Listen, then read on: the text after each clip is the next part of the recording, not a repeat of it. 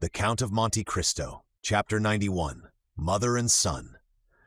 The Count of Monte Cristo bowed to the 5 young men with a melancholy and dignified smile, and got into his carriage with Maximilian and Emmanuel. Albert, Beauchamp, and Chateau Renaud remained alone. Albert looked at his 2 friends, not timidly, but in a way that appeared to ask their opinion of what he had just done. "Indeed, my dear friend," said Beauchamp first, who had either the most feeling or the least dissimulation, "allow me to congratulate you. This is a very unhoped-for conclusion of a very disagreeable affair." Albert remained silent and wrapped in thought.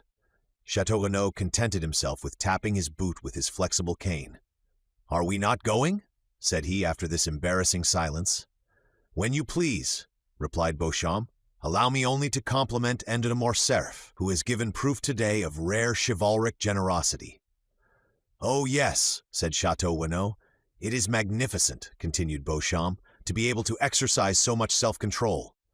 "Assuredly, as for me, I should have been incapable of it," said Chateau Renaud with most significant coolness. "Gentlemen," interrupted Albert, "I think you did not understand that something very serious had passed between M. de Monte Cristo and myself." Possibly, said Beauchamp immediately. "But every simpleton would not be able to understand your heroism, and sooner or later you will find yourself compelled to explain it to them more energetically than would be convenient to your bodily health and the duration of your life. May I give you a friendly counsel? Set out for Naples, The Hague, or St. Petersburg, calm countries where the point of honor is better understood than among our hot-headed Parisians. Seek quietude and oblivion, so that you may return peaceably to France after a few years. Am I not right, Motte de Chateau Renaud?" "That is quite my opinion," said the gentleman. "Nothing induces serious duels so much as a duel forsworn." "Thank you, gentlemen," replied Albert, with a smile of indifference. "I shall follow your advice, not because you give it, but because I had before intended to quit France. I thank you equally for the service you have rendered me in being my seconds. It is deeply engraved on my heart, and after what you have just said, I remember that only." Chateau Renaud and Beauchamp looked at each other.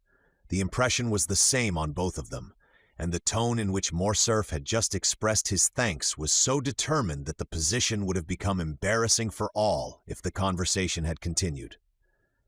"Goodbye, Albert," said Beauchamp suddenly, carelessly extending his hand to the young man. The latter did not appear to arouse from his lethargy. In fact, he did not notice the offered hand. "Goodbye," said Chateau Renaud in his turn, keeping his little cane in his left hand and saluting with his right. Albert's lips scarcely whispered "Goodbye," but his look was more explicit. It expressed a whole poem of restrained anger, proud disdain, and generous indignation. He preserved his melancholy and motionless position for some time after his 2 friends had regained their carriage. Then, suddenly unfastening his horse from the little tree to which his servant had tied it, he mounted and galloped off in the direction of Paris. In a quarter of an hour, he was entering the house in the Rue du Helder. As he alighted, he thought he saw his father's pale face behind the curtain of the Count's bedroom. Albert turned away his head with a sigh and went to his own apartments. He cast one lingering look on all the luxuries which had rendered life so easy and so happy since his infancy. He looked at the pictures whose faces seemed to smile and the landscapes which appeared painted in brighter colors. Then he took away his mother's portrait, with its oaken frame, leaving the gilt frame from which he took it black and empty. Then he arranged all his beautiful Turkish arms, his fine English guns, his Japanese china, his cups mounted in silver, his artistic bronzes by Fauchères or Barry, examined the cupboards and placed the key in each, threw into a drawer of his secretaire, which he left open, all the pocket money he had about him, and with it the 1,000 fancy jewels from his vases and his jewel boxes. Then he made an exact inventory of everything, and placed it in the most conspicuous part of the table, after putting aside the books and papers which had collected there. At the beginning of this work, his servant, notwithstanding orders to the contrary, came to his room. "What do you want?" asked he, with a more sorrowful than angry tone. "Pardon me, sir," replied the valet. "You had forbidden me to disturb you, but the Count of Morcerf has called me."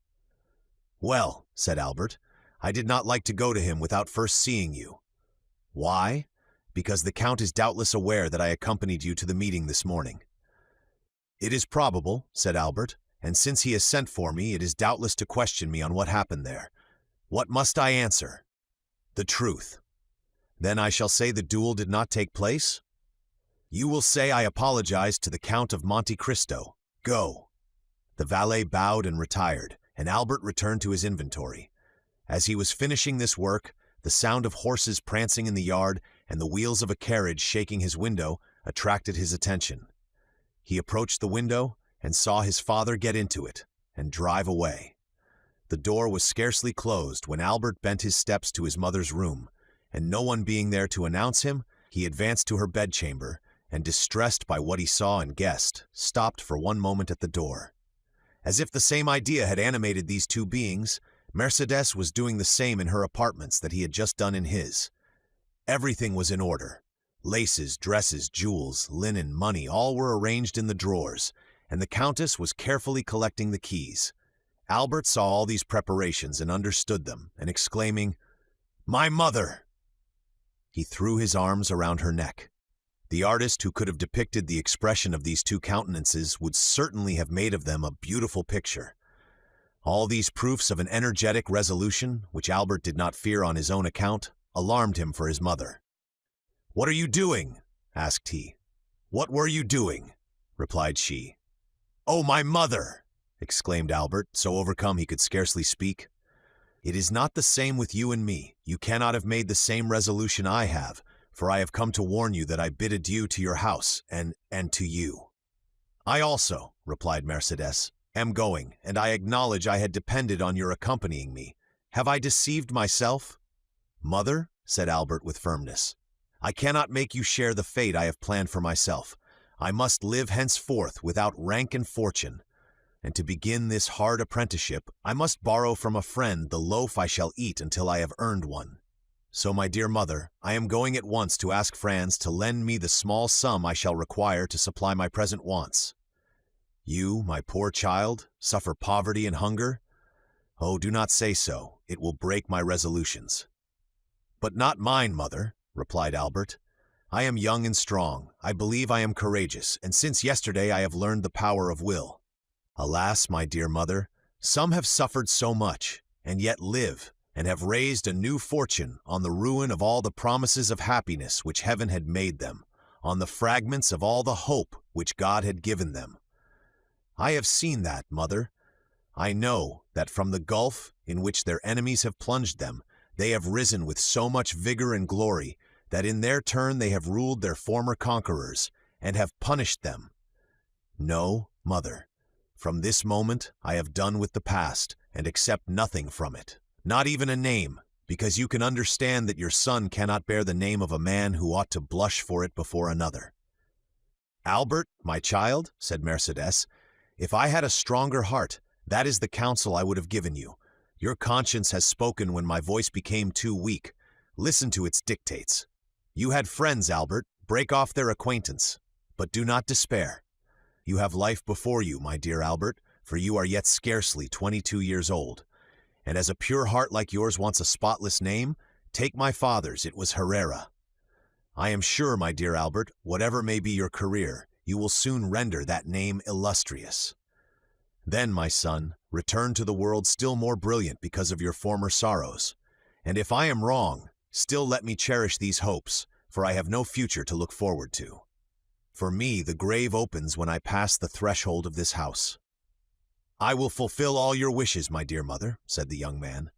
"Yes, I share your hopes. The anger of heaven will not pursue us, since you are pure and I am innocent. But since our resolution is formed, let us act promptly. De Morcerf went out about half an hour ago. The opportunity is favorable to avoid an explanation." "I am ready, my son," said Mercedes. Albert ran to fetch a carriage. He recollected that there was a small furnished house to let in the Rue des Saint-Père, where his mother would find a humble but decent lodging, and thither he intended conducting the Countess. As the carriage stopped at the door, and Albert was alighting, a man approached and gave him a letter. Albert recognized the bearer. "From the Count," said Bertuccio. Albert took the letter, opened, and read it. then looked round for Bertuccio, but he was gone. He returned to Mercedes with tears in his eyes and heaving breast, and without uttering a word, he gave her the letter. Mercedes read, "Albert, while showing you that I have discovered your plans, I hope also to convince you of my delicacy. You are free, you leave the Count's house, and you take your mother to your home. But reflect, Albert, you owe her more than your poor noble heart can pay her. Keep the struggle for yourself, bear all the suffering, but spare her the trial of poverty which must accompany your first efforts. For she deserves not even the shadow of the misfortune which has this day fallen on her, and Providence is not willing that the innocent should suffer for the guilty. I know you are going to leave the Rue de Helder without taking anything with you. Do not seek to know how I discovered it. I know it. That is sufficient. Now listen, Albert. 24 years ago I returned, proud and joyful, to my country. I had a betrothed, Albert, a lovely girl whom I adored, and I was bringing to my betrothed 150 louis, painfully amassed by ceaseless toil. This money was for her. I destined it for her, and knowing the treachery of the sea, I buried our treasure in the little garden of the house my father lived in at Marseille, on the Allée de Meillan. Your mother, Albert, knows that poor house well. A short time since I passed through Marseille, and went to see the old place, which revived so many painful recollections, and in the evening I took a spade and dug in the corner of the garden where I had concealed my treasure. The iron box was there. No one had touched it, under a beautiful fig tree my father had planted the day I was born, which overshadowed the spot. Well, Albert, this money, which was formerly designed to promote the comfort and tranquility of the woman I adored, may now, through strange and painful circumstances, be devoted to the same purpose. Oh, feel for me, who could offer millions to that poor woman, but who return her only the piece of black bread forgotten under my poor roof since the day I was torn from her I loved. You are a generous man, Albert, but perhaps you may be blinded by pride or resentment. If you refuse me, if you ask another for what I have a right to offer you, I will say it is ungenerous of you to refuse the life of your mother at the hands of a man whose father was allowed by your father to die in all the horrors of poverty and despair." Albert stood pale and motionless to hear what his mother would decide after she had finished reading this letter. Mercedes turned her eyes with an ineffable look towards heaven. "I accept it," said she.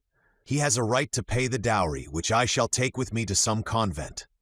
Putting the letter in her bosom, she took her son's arm, and with a firmer step than she even herself expected, she went downstairs.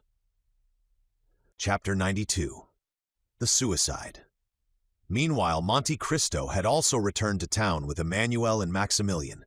Their return was cheerful. Emmanuel did not conceal his joy at the peaceful termination of the affair, and was loud in his expressions of delight. Morrel, in a corner of the carriage, allowed his brother-in-law's gaiety to expend itself in words, while he felt equal inward joy, which, however, betrayed itself only in his countenance. At the Barrière du Trône they met Bertuccio, who was waiting there, motionless as a sentinel at his post. Monte Cristo put his head out of the window, exchanged a few words with him in a low tone, and the steward disappeared. "Count," said Emmanuel when they were at the end of the Place Royale, "put me down at my door, that my wife may not have a single moment of needless anxiety on my account or yours." "If it were not ridiculous to make a display of our triumph," said Morrel, "I would invite the Count to our house. Besides that, he doubtless has some trembling heart to comfort. So we will take leave of our friend and let him hasten home." "Stop a moment," said Monte Cristo. "Do not let me lose both my companions. Return, Emmanuel, to your charming wife, and present my best compliments to her, and do you, Morrel, accompany me to the Champs-Élysées." "Willingly," said Maximilian, "particularly as I have business in that quarter." "Shall we wait breakfast for you?" asked Emmanuel. "No," replied the young man. The door was closed, and the carriage proceeded. "See what good fortune I brought you," said Morrel when he was alone with the Count. "Have you not thought so?" "Yes," said Monte Cristo. "For that reason I wish to keep you near me." "It is miraculous," continued Morrel, answering his own thoughts. "What?" said Monte Cristo. "What has just happened?" "Yes," said the Count, "you are right, it is miraculous." "For Albert is brave," resumed Morrel. Very brave, said Monte Cristo. I have seen him sleep with a sword suspended over his head. And I know he has fought 2 duels, said Morrel. How can you reconcile that with his conduct this morning? All owing to your influence, replied Monte Cristo, smiling. It is well for Albert he is not in the army, said Morrel. Why? An apology on the ground, said the young captain, shaking his head. Come, said the Count mildly, do not entertain the prejudices of ordinary men, Morrel. Acknowledge that if Albert is brave, he cannot be a coward. He must then have had some reason for acting as he did this morning, and confess that his conduct is more heroic than otherwise. Doubtless, doubtless, said Morrel. But I shall say, like the Spaniard, he has not been so brave today as he was yesterday. You will breakfast with me, will you not, Morrel? Said the Count, to turn the conversation. No, I must leave you at 10 o'clock. Your engagement was for breakfast, then? Said the Count. Morrel smiled and shook his head. Still you must breakfast somewhere. But if I am not hungry? Said the young man. Oh, said the Count, I only know 2 things which destroy the appetite, grief, and as I am happy to see you very cheerful, it is not that, and love. Now after what you told me this morning of your heart, I may believe. Well, Count, replied Morrel gaily, I will not dispute it.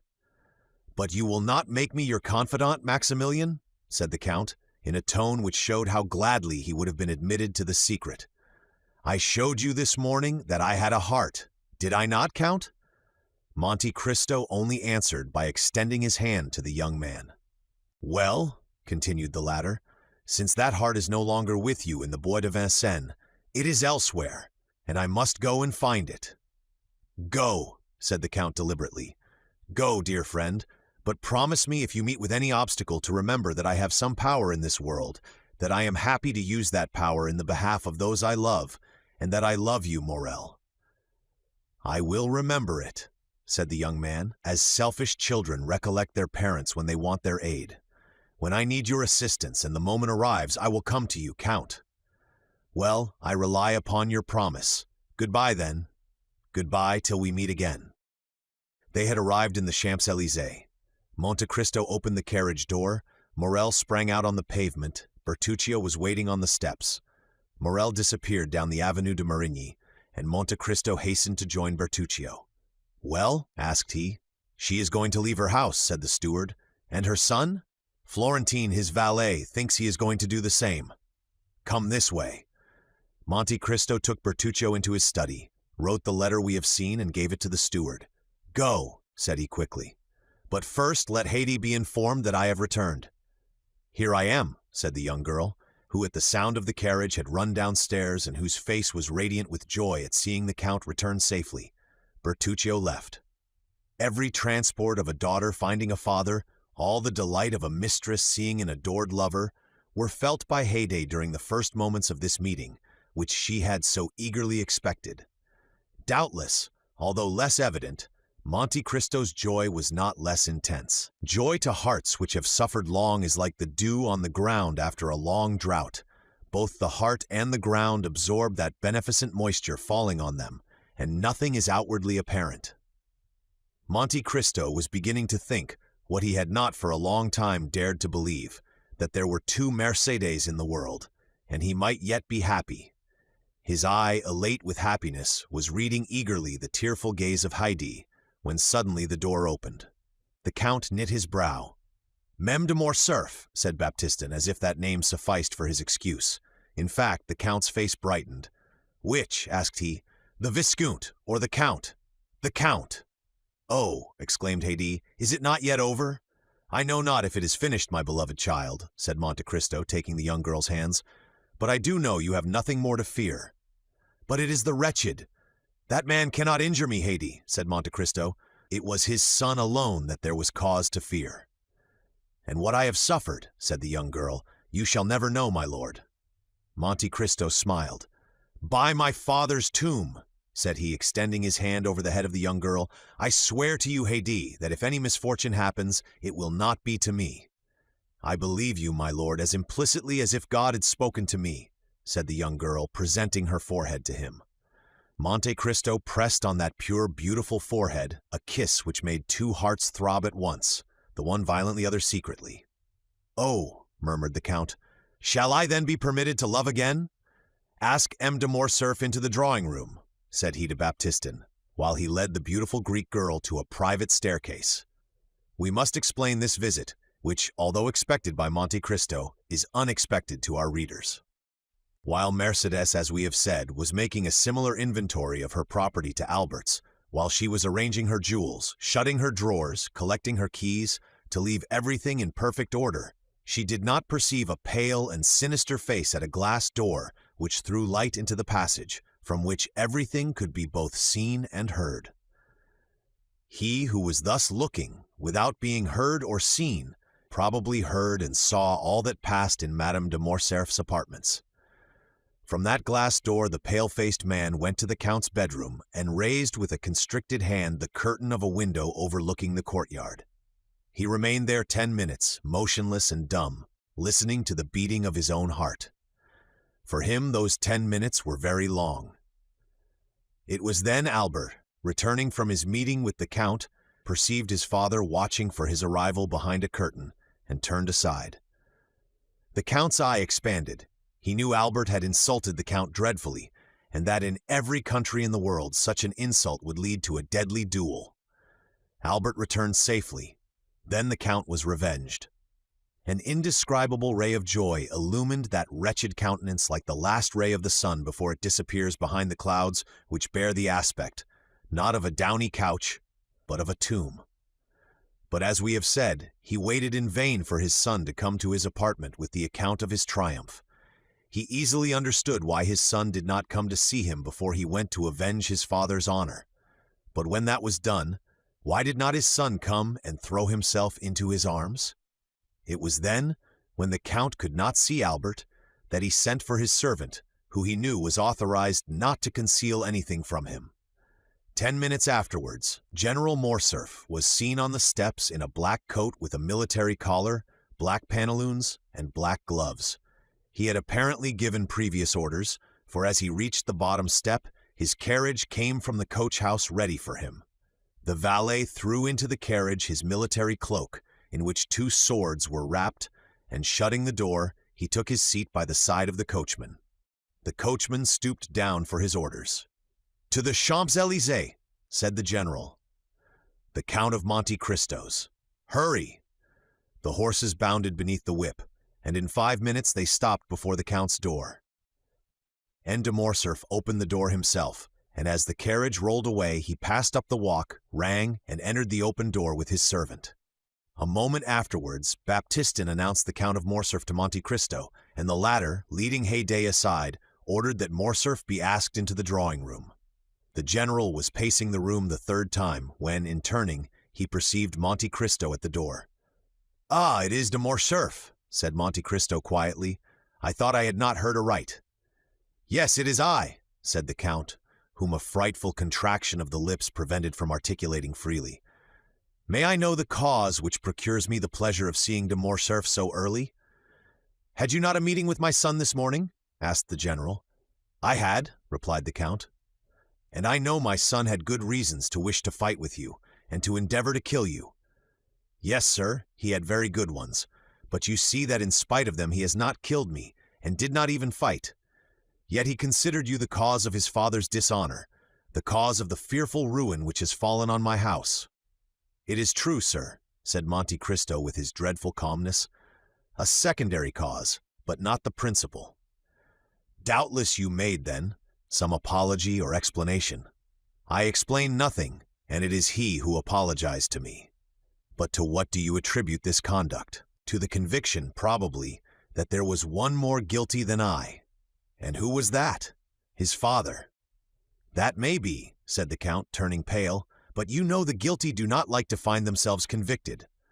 "I know it, and I expected this result." "You expected my son would be a coward?" cried the Count. "M. Albert de Morcerf is no coward," said Monte Cristo.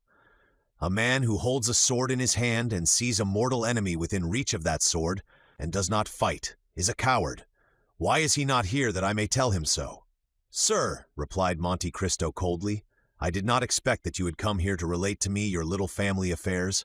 Go and tell Mess Albert that, and he may know what to answer you." "Oh, no, no," said the general, smiling faintly. I did not come for that purpose. You are right. I came to tell you that I also look upon you as my enemy. I came to tell you that I hate you instinctively, that it seems as if I had always known you and always hated you, and in short, since the young people of the present day will not fight, it remains for us to do so. Do you think so, sir? Certainly, and when I told you I had foreseen the result, it is the honor of your visit I alluded to. So much the better. Are you prepared? Yes, sir. You know that we shall fight till one of us is dead, said the general, whose teeth were clenched with rage. Until one of us dies, repeated Monte Cristo, moving his head slightly up and down. Let us start then, we need no witnesses. Very true, said Monte Cristo. It is unnecessary, we know each other so well. On the contrary, said the count, we know so little of each other. Indeed, said Monte Cristo with the same indomitable coolness. Let us see. Are you not the soldier Fernand who deserted on the eve of the Battle of Waterloo? Are you not the Lieutenant Fernand who served as guide and spy to the French army in Spain? Are you not the Captain Fernand who betrayed, sold, and murdered his benefactor Ali? And have not all these Fernands united made Lieutenant General, the Count of Morcerf, peer of France? Oh, cried the general, as if branded with a hot iron, wretch, to reproach me with my shame when about perhaps to kill me? No, I did not say I was a stranger to you.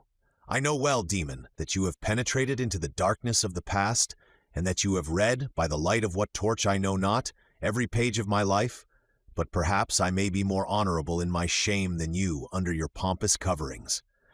No, no, I am aware you know me, but I know you only as an adventurer sewn up in gold and jewelry. You call yourself, in Paris, the Count of Monte Cristo, in Italy, Sinbad the Sailor, in Malta I forget what, but it is your real name I want to know, in the midst of your 100 names, that I may pronounce it when we meet to fight, at the moment when I plunge my sword through your heart. The Count of Monte Cristo turned dreadfully pale. His eye seemed to burn with a devouring fire. He leaped towards a dressing room near his bedroom, and in less than a moment, tearing off his cravat, his coat and waistcoat, he put on a sailor's jacket and hat, from beneath which rolled his long black hair. He returned thus, formidable and implacable, advancing with his arms crossed on his breast towards the general, who could not understand why he had disappeared, but who on seeing him again, and feeling his teeth chatter and his legs sink under him, drew back, and only stopped when he found a table to support his clenched hand. "Fernand," cried he, "of my 100 names I need only tell you one, to overwhelm you. But you guess it now, do you not? Or rather, you remember it? For notwithstanding all my sorrows and my tortures, I show you today a face which the happiness of revenge makes young again, a face you must often have seen in your dreams since your marriage with Mercedes, my betrothed."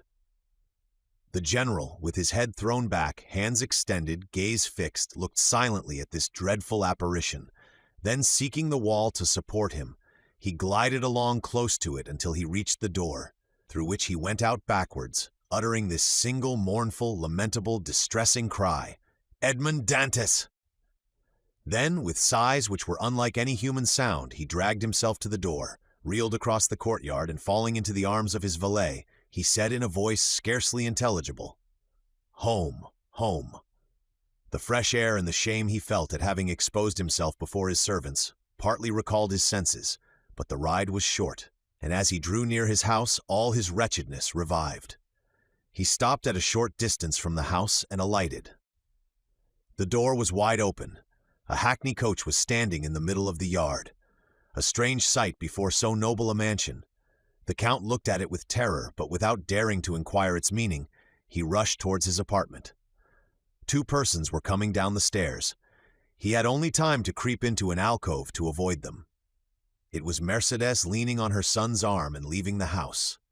They passed close by the unhappy being, who, concealed behind the damask curtain, almost felt Mercedes' dress brush past him, and his son's warm breath, pronouncing these words, "Courage, mother, come, this is no longer our home." The words died away, the steps were lost in the distance. The general drew himself up, clinging to the curtain. He uttered the most dreadful sob which ever escaped from the bosom of a father abandoned at the same time by his wife and son. He soon heard the clatter of the iron step of the hackney coach, Then the coachman's voice, and then the rolling of the heavy vehicle shook the windows. He darted to his bedroom to see once more all he had loved in the world. But the hackney coach drove on, and the head of neither Mercedes nor her son appeared at the window to take a last look at the house or the deserted father and husband. And at the very moment when the wheels of that coach crossed the gateway, a report was heard, and a thick smoke escaped through one of the panes of the window, which was broken by the explosion. The latter watched with strange and deep interest the young girl, absorbed by her affection, and he also, like Morel, followed those traces of inward suffering which was so little perceptible to a common observer that they escaped the notice of everyone but the grandfather and the lover. "But," said Morel, "I thought this mixture, of which you now take 4 spoonfuls, was prepared for Noirtier?" "I know it is very bitter," said Valentine, "so bitter that all I drink afterwards appears to have the same taste." Noirtier looked inquiringly at his granddaughter. "Yes, grandpapa," said Valentine. "It is so. Just now, before I came down to you, I drank a glass of sugared water. I left half, because it seemed so bitter." Noirtier turned pale and made a sign that he wished to speak. Valentine rose to fetch the dictionary. Noirtier watched her with evident anguish. In fact, the blood was rushing to the young girl's head already. Her cheeks were becoming red. "Oh," cried she, without losing any of her cheerfulness, "this is singular. I can't see. Did the sun shine in my eyes?" And she leaned against the window. "The sun is not shining," said Morel, more alarmed by Noirtier's expression than by Valentine's indisposition. He ran towards her. The young girl smiled. "Cheer up," said she to Noirtier. "Do not be alarmed, Maximilian. It is nothing, and has already passed away. But listen, do I not hear a carriage in the courtyard?" She opened Noirtier's door, ran to a window in the passage, and returned hastily. "Yes," said she, "it is Madame Danglars and her daughter, who have come to call on us. Goodbye, I must run away, for they would send here for me, or rather, farewell till I see you again. Stay with Grandpapa, Maximilian. I promise you not to persuade them to stay." Morel watched her as she left the room. He heard her ascend the little staircase which led both to Madame de Villefort's apartments and to hers. As soon as she was gone, Noirtier made a sign to Morel to take the dictionary. Morel obeyed. Guided by Valentine, he had learned how to understand the old man quickly. Accustomed, however, as he was to the work, he had to repeat most of the letters of the alphabet, and to find every word in the dictionary, so that it was 10 minutes before the thought of the old man was translated by these words: "Fetch the glass of water and the decanter from Valentine's room." Morel rang immediately for the servant who had taken Barrois's situation, and in Noirtier's name gave that order. The servant soon returned. The decanter and the glass were completely empty. Noirtier made a sign that he wished to speak. "Why are the glass and decanter empty?" asked he. Valentine said she only drank half the glassful. The translation of this new question occupied another 5 minutes. "I do not know," said the servant, "but the housemaid is in Mademoiselle Valentine's room. Perhaps she has emptied them." "Ask her," said Morel, translating Noirtier's thought this time by his look. The servant went out, but returned almost immediately. "Mademoiselle Valentine passed through the room to go to Madame de Villefort's," said he, "and in passing, as she was thirsty, she drank what remained in the glass.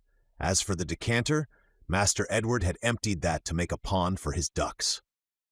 Noirtier raised his eyes to heaven, as a gambler does who stakes his all on one stroke. From that moment the old man's eyes were fixed on the door, and did not quit it. It was indeed Madame Danglars and her daughter whom Valentine had seen. They had been ushered into Madame de Villefort's room, who had said she would receive them there. That is why Valentine passed through her room, which was on a level with Valentine's, and only separated from it by Edward's. The two ladies entered the drawing-room with that sort of official stiffness which preludes a formal communication. Among worldly people, manner is contagious. Madame de Villefort received them with equal solemnity. Valentine entered at this moment, and the formalities were resumed. "My dear friend," said the Baroness, while the two young people were shaking hands, "I and Eugénie are come to be the first to announce to you the approaching marriage of my daughter with Prince Cavalcanti." Danglars kept up the title of Prince. The popular banker found that it answered better than Count. "Allow me to present you my sincere congratulations," replied Madame de Villefort.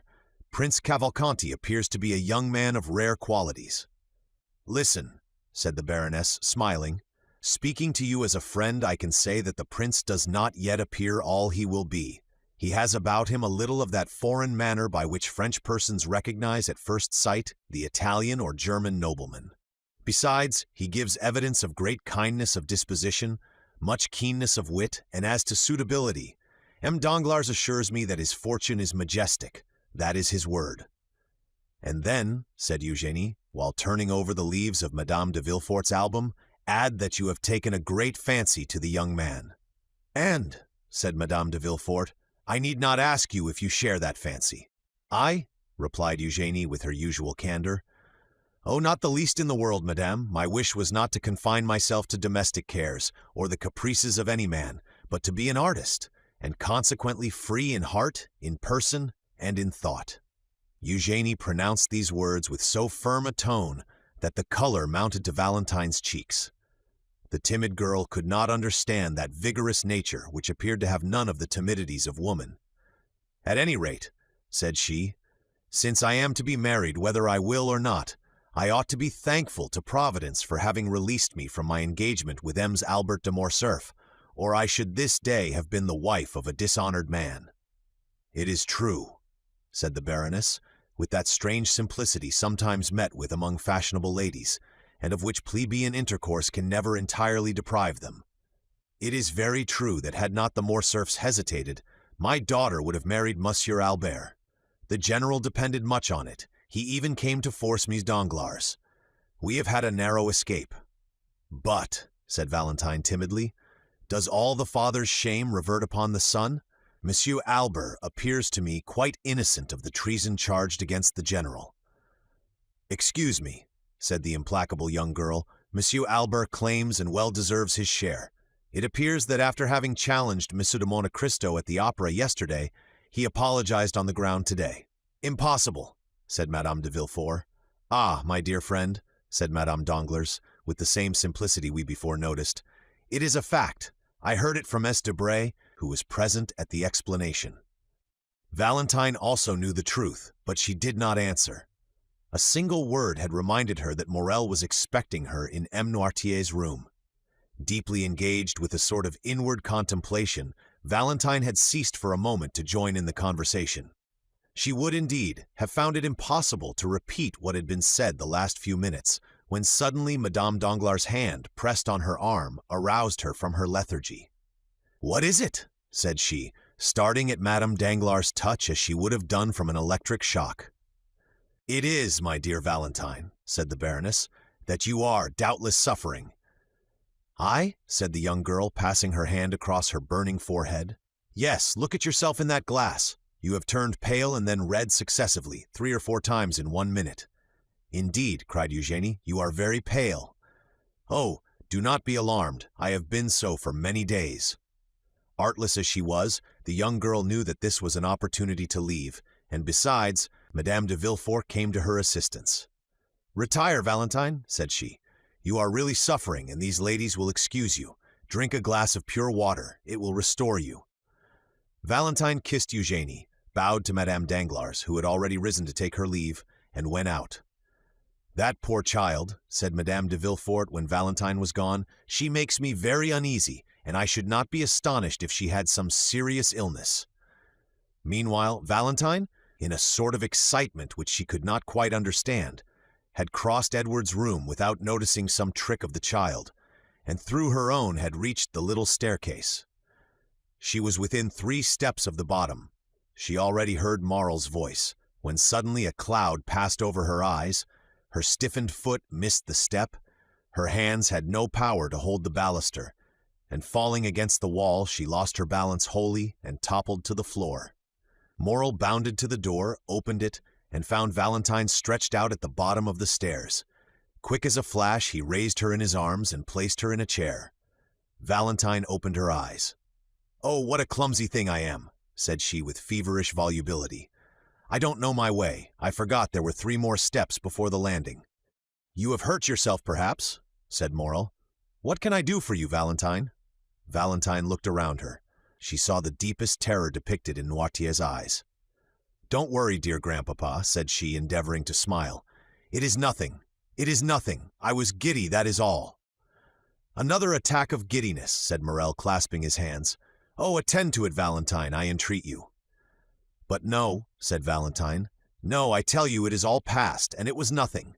Now let me tell you some news. Eugénie is to be married in a week, and in 3 days there is to be a grand feast, a betrothal festival. We are all invited, my father, Madame de Villefort, and I. At least I understood it so. When will it be our turn to think of these things? Oh, Valentine, you who have so much influence over your grandpapa, try to make him answer soon. And do you, said Valentine, depend on me to stimulate the tardiness and arouse the memory of grandpapa? Yes, cried Morel. Make haste. So long as you are not mine, Valentine, I shall always think I may lose you.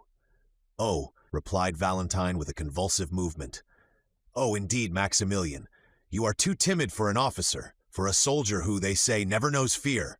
Ha, ha!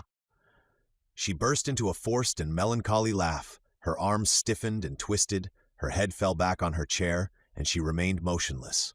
The cry of terror which was stopped on Noirtier's lips seemed to start from his eyes. Morel understood it. He knew he must call assistance. The young man rang the bell violently. The housemaid who had been in Mademoiselle Valentine's room and the servant who had replaced Barrois ran in at the same moment.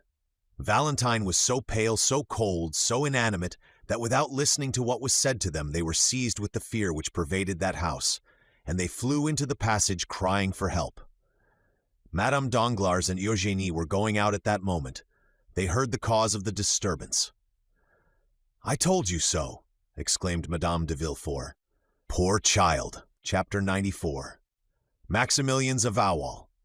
At the same moment, M. de Villefort's voice was heard calling from his study. "What is the matter?" Morel looked at Noirtier, who had recovered his self-command, and with a glance indicated the closet where once before, under somewhat similar circumstances, he had taken refuge. He had only time to get his hat and throw himself breathless into the closet when the procureur's footstep was heard in the passage. Villefort sprang into the room, ran to Valentine, and took her in his arms. "A physician, as d'Avrigny," cried Villefort, "or rather I will go for him myself." He flew from the apartment, and Morel at the same moment darted out at the other door. He had been struck to the heart by a frightful recollection.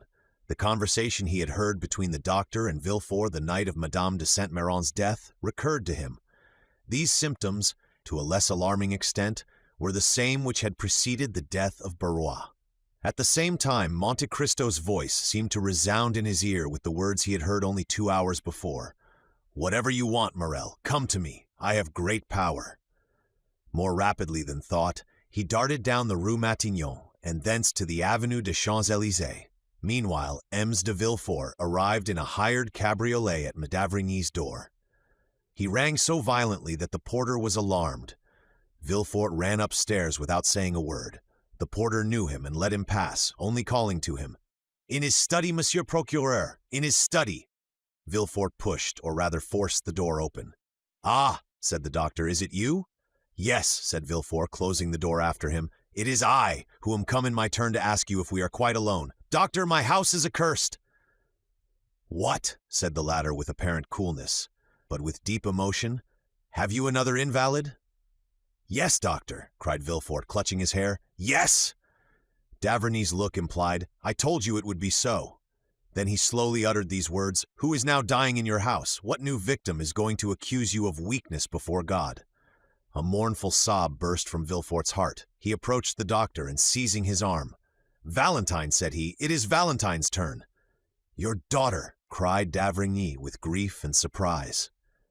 "You see you were deceived," murmured the magistrate. "Come and see her, and on her bed of agony entreat her pardon for having suspected her." "Each time you have applied to me," said the doctor, "it has been too late. Still I will go. But let us make haste, sir. With the enemies you have to do with, there is no time to be lost."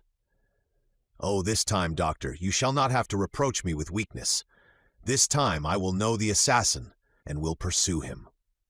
"Let us try first to save the victim before we think of revenging her," said d'Avrigny. Come." The same cabriolet which had brought Villefort took them back at full speed, and at this moment Morrel rapped at Monte Cristo's door. The Count was in his study and was reading with an angry look something which Bertuccio had brought in haste. Hearing the name of Morrel, who had left him only 2 hours before, the Count raised his head, arose, and sprang to meet him. "What is the matter, Maximilian?" asked he. "You are pale, and the perspiration rolls from your forehead." Morrel fell into a chair. "Yes," said he, "I came quickly. I wanted to speak to you." "Are all your family well?" asked the Count, with an affectionate benevolence, whose sincerity no one could for a moment doubt. "Thank you, Count, thank you," said the young man, evidently embarrassed how to begin the conversation. "Yes, everyone in my family is well." "So much the better. Yet you have something to tell me?" replied the Count with increased anxiety. "Yes," said Morrel, "it is true. I have but now left a house where death has just entered to run to you." "Are you then come from de Morcerf's?" asked Monte Cristo. "No," said Morrel. "Is someone dead in his house?" "The general has just blown his brains out," replied Monte Cristo with great coolness. "Oh, what a dreadful event!" cried Maximilian. "Not for the Countess or for Albert," said Monte Cristo. "A dead father or husband is better than a dishonored one. Blood washes out shame." "Poor Countess," said Maximilian. "I pity her very much. She is so noble a woman." "Pity Albert also, Maximilian, for believe me he is the worthy son of the Countess. But let us return to yourself. You have hastened to me. Can I have the happiness of being useful to you?" "Yes, I need your help. That is, I thought like a madman that you could lend me your assistance in a case where God alone can succor me." "Tell me what it is," replied Monte Cristo. "Oh," said Morrel, "I know not, indeed, if I may reveal this secret to mortal ears, but fatality impels me, necessity constrains me. Count!" Morrel hesitated. "Do you think I love you?" said Monte Cristo, taking the young man's hand affectionately in his. "Oh, you encourage me, and something tells me there," placing his hand on his heart, "that I ought to have no secret from you. You are right, Morrel. God is speaking to your heart, and your heart speaks to you. Tell me what it says." "Count, will you allow me to send Baptistin to inquire after someone you know? I am at your service, and still more my servants. Oh, I cannot live if she is not better. Shall I ring for Baptistin? No, I will go and speak to him myself." Morrel went out, called Baptistin, and whispered a few words to him. The valet ran directly. "Well, have you sent?" asked Monte Cristo, seeing Morrel return. "Yes, and now I shall be more calm." "You know I am waiting," said Monte Cristo, smiling. "Yes, and I will tell you. One evening I was in a garden. A clump of trees concealed me. No one suspected I was there. 2 persons passed near me. Allow me to conceal their names for the present. They were speaking in an undertone, and yet I was so interested in what they said that I did not lose a single word." "This is a gloomy introduction, if I may judge from your pallor and shuddering, Morrel." "Oh, yes, very gloomy, my friend. Someone had just died in the house to which that garden belonged. One of the persons whose conversation I overheard was the master of the house, the other the physician. The former was confiding to the latter his grief and fear, for it was the second time within a month that death had suddenly and unexpectedly entered that house, which was apparently destined to destruction by some exterminating angel, as an object of God's anger." "Ah, indeed?" said Monte Cristo, looking earnestly at the young man, and by an imperceptible movement turning his chair, so that he remained in the shade while the light fell full on Maximilian's face. "Yes," continued Morrel, "death had entered that house twice within 1 month." "And what did the doctor answer?" asked Monte Cristo. He replied that the death was not a natural one, and must be attributed to what? To poison." "Indeed," said Monte Cristo with a slight cough, which in moments of extreme emotion helped him to disguise a blush, or his pallor, or the intense interest with which he listened. "Indeed, Maximilian, did you hear that?" "Yes, my dear Count, I heard it." And the doctor added that if another death occurred in a similar way, he must appeal to justice. Monte Cristo listened, or appeared to do so, with the greatest calmness. "Well," said Maximilian, "death came a 3rd time, and neither the master of the house nor the doctor said a word. Death is now, perhaps, striking a 4th blow. Count, what am I bound to do, being in possession of this secret?" "My dear friend," said Monte Cristo, You appear to be relating an adventure which we all know by heart. I know the house where you heard it, or one very similar to it. A house with a garden, a master, a physician, and where there have been 3 unexpected and sudden deaths. Well, I have not intercepted your confidence, and yet I know all that as well as you, and I have no conscientious scruples. No, it does not concern me. You say an exterminating angel appears to have devoted that house to God's anger. Well, who says your supposition is not reality? Do not notice things which those whose interest it is to see them pass over. If it is God's justice, instead of his anger which is walking through that house, Maximilian, turn away your face and let his justice accomplish its purpose. Morrel shuddered. There was something mournful, solemn, and terrible in the Count's manner. Besides, continued he, in so changed a tone that no one would have supposed it was the same person speaking. Besides, who says that it will begin again? It has returned, Count, exclaimed Morrel. That is why I hasten to you. Well, what do you wish me to do? Do you wish me, for instance, to give information to the procureur? Monte Cristo uttered the last words with so much meaning that Morrel, starting up, cried out, You know of whom I speak, Count, do you not? Perfectly well, my good friend, and I will prove it to you by putting the dots to the I, or rather by naming the persons. You were walking one evening in M. de Villefort's garden. From what you relate, I suppose it to have been the evening of Madame de Saint-Méran's death. You heard Monsieur de Villefort talking to Monsieur d'Avrigny about the death of Monsieur de Saint-Méran, and that no less surprising of the Countess. Monsieur d'Avrigny said he believed they both proceeded from poison. And you, honest man, have ever since been asking your heart and sounding your conscience to know if you ought to expose or conceal this secret. We are no longer in the Middle Ages. There is no longer a Weimgericht, or free tribunals. What do you want to ask these people? Conscience, what hast thou to do with me, as Sterne said? My dear fellow, let them sleep on if they are asleep. Let them grow pale in their drowsiness if they are disposed to do so, and pray do you remain in peace, who have no remorse to disturb you. Deep grief was depicted on Morrel's features. He seized Monte Cristo's hand. But it is beginning again, I say. Well, said the Count, astonished at his perseverance, which he could not understand, and looking still more earnestly at Maximilian, let it begin again. It is like the house of the Atreidae. God has condemned them, and they must submit to their punishment. They will all disappear like the fabrics children build with cards, and which fall one by one under the breath of their builder, even if there are 200 of them. 3 months since it was de Saint-Méran, Madame de Saint-Méran 2 months since, the other day it was Barrois, today the old Noirtier, or young Valentine. You knew it? Cried Morrel in such a paroxysm of terror that Monte Cristo started, he whom the falling heavens would have found unmoved. You knew it, and said nothing? And what is it to me? Replied Monte Cristo, shrugging his shoulders. Do I know those people, and must I lose the one to save the other? Faith, no, for between the culprit and the victim, I have no choice. But I, cried Morrel, groaning with sorrow, I love her. You love? Whom? Cried Monte Cristo, starting to his feet, and seizing the 2 hands which Morrel was raising towards heaven. I love most fondly. I love madly. I love as a man who would give his lifeblood to spare her a tear. I love Valentine de Villefort, who is being murdered at this moment. Do you understand me? I love her, and I ask God and you how I can save her. Monte Cristo uttered a cry which those only can conceive who have heard the roar of a wounded lion.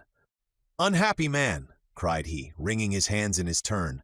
You love Valentine, that daughter of an accursed race. Never had Morrel witnessed such an expression. Never had so terrible an eye flashed before his face.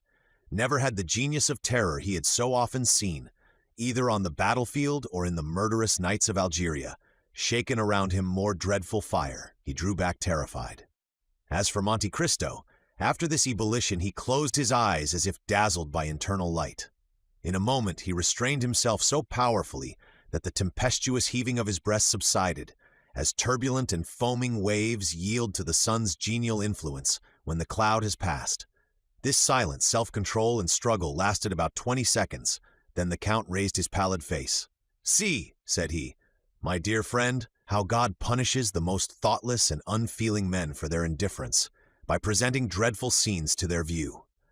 I who was looking on, an eager and curious spectator. I who was watching the working of this mournful tragedy. I who like a wicked angel was laughing at the evil men committed, protected by secrecy. A secret is easily kept by the rich and powerful. I am in my turn bitten by the serpent whose tortuous course I was watching, and bitten to the heart. Moral groaned. Come, come, continued the Count. Complaints are unavailing. Be a man, be strong, be full of hope, for I am here and will watch over you. Moral shook his head sorrowfully.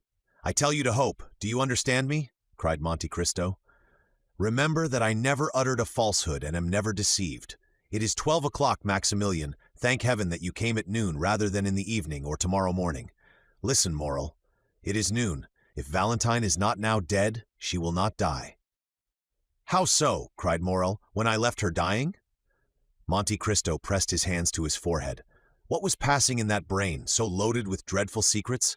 What does the angel of light or the angel of darkness say to that mind, at once implacable and generous? God only knows. Monte Cristo raised his head once more, and this time he was calm as a child awaking from its sleep. Maximilian, said he, return home. I command you not to stir, attempt nothing, not to let your countenance betray a thought, and I will send you tidings. Go. Oh, Count, you overwhelm me with that coolness. Have you, then, power against death? Are you superhuman? Are you an angel? And the young man, who had never shrunk from danger, shrank before Monte Cristo with indescribable terror. But Monte Cristo looked at him with so melancholy and sweet a smile that Maximilian felt the tears filling his eyes. I can do much for you, my friend, replied the Count. Go, I must be alone. Moral, subdued by the extraordinary ascendancy Monte Cristo exercised over everything around him, did not endeavor to resist it. He pressed the Count's hand and left. He stopped one moment at the door for Baptistin, whom he saw in the Rue Matignon, and who was running. Meanwhile, Villefort and d'Avrigny had made all possible haste. Valentine had not revived from her fainting fit on their arrival, and the doctor examined the invalid with all the care the circumstances demanded, and with an interest which the knowledge of the secret intensified twofold. Villefort, closely watching his countenance and his lips, awaited the result of the examination.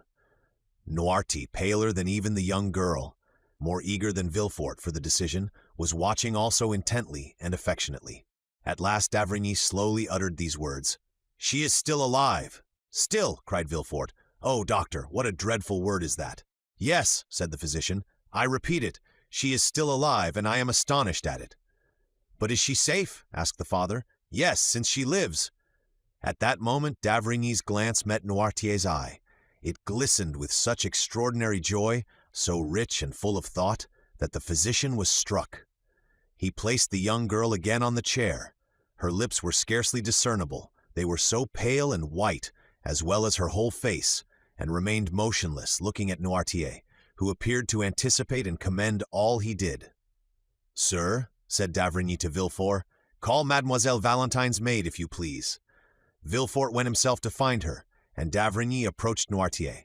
Have you something to tell me? Asked he. The old man winked his eyes expressively, which we may remember was his only way of expressing his approval. Privately? Yes. Well, I will remain with you. At this moment Villefort returned, followed by the lady's maid, and after her came Madame de Villefort. What is the matter, then, with this dear child? She has just left me, and she complained of being indisposed, but I did not think seriously of it. The young woman, with tears in her eyes and every mark of affection of a true mother, approached Valentine and took her hand. D'Avrigny continued to look at Noirtier. He saw the eyes of the old man dilate and become round, his cheeks turn pale and tremble. The perspiration stood in drops upon his forehead. Ah, said he, involuntarily following Noirtier's eyes, which were fixed on Madame de Villefort, who repeated, This poor child would be better in bed. Come, Fanny, we will put her to bed. Maître d'Avrigny, who saw that would be a means of his remaining alone with Noirtier, expressed his opinion that it was the best thing that could be done, but he forbade that anything should be given to her except what he ordered. They carried Valentine away. She had revived, but could scarcely move or speak, so shaken was her frame by the attack. She had, however, just power to give one parting look to her grandfather, who in losing her seemed to be resigning his very soul. D'avrigny followed the invalid, wrote a prescription, ordered Villefort to take a cabriolet, go in person to a chemist's to get the prescribed medicine, bring it himself, and wait for him in his daughter's room.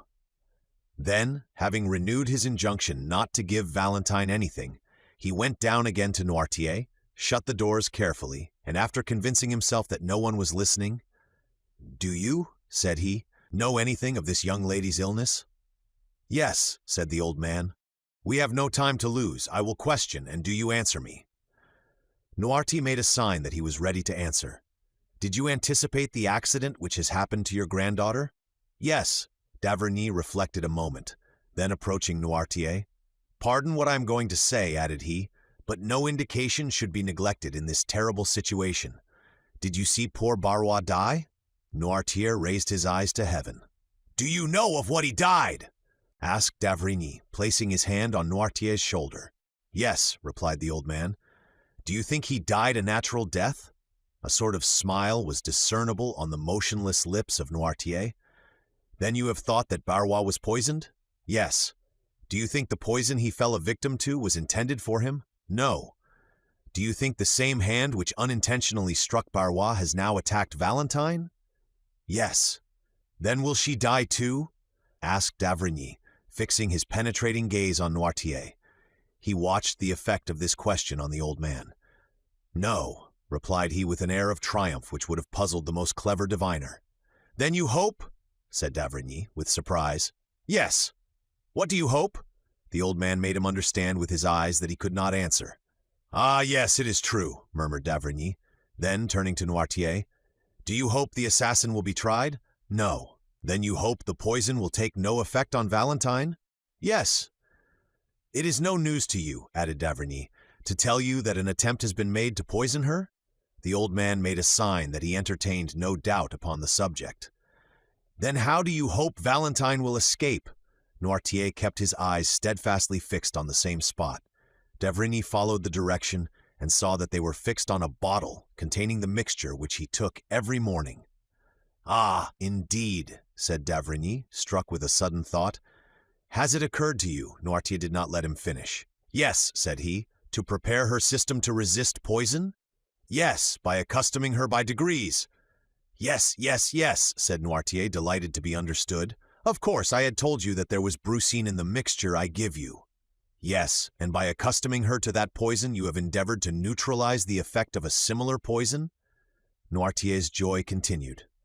"And you have succeeded," exclaimed D'avrigny. "Without that precaution, Valentine would have died before assistance could have been procured. The dose has been excessive, but she has only been shaken by it, and this time, at any rate, Valentine will not die." A superhuman joy expanded the old man's eyes, which were raised towards heaven with an expression of infinite gratitude. At this moment Villefort returned.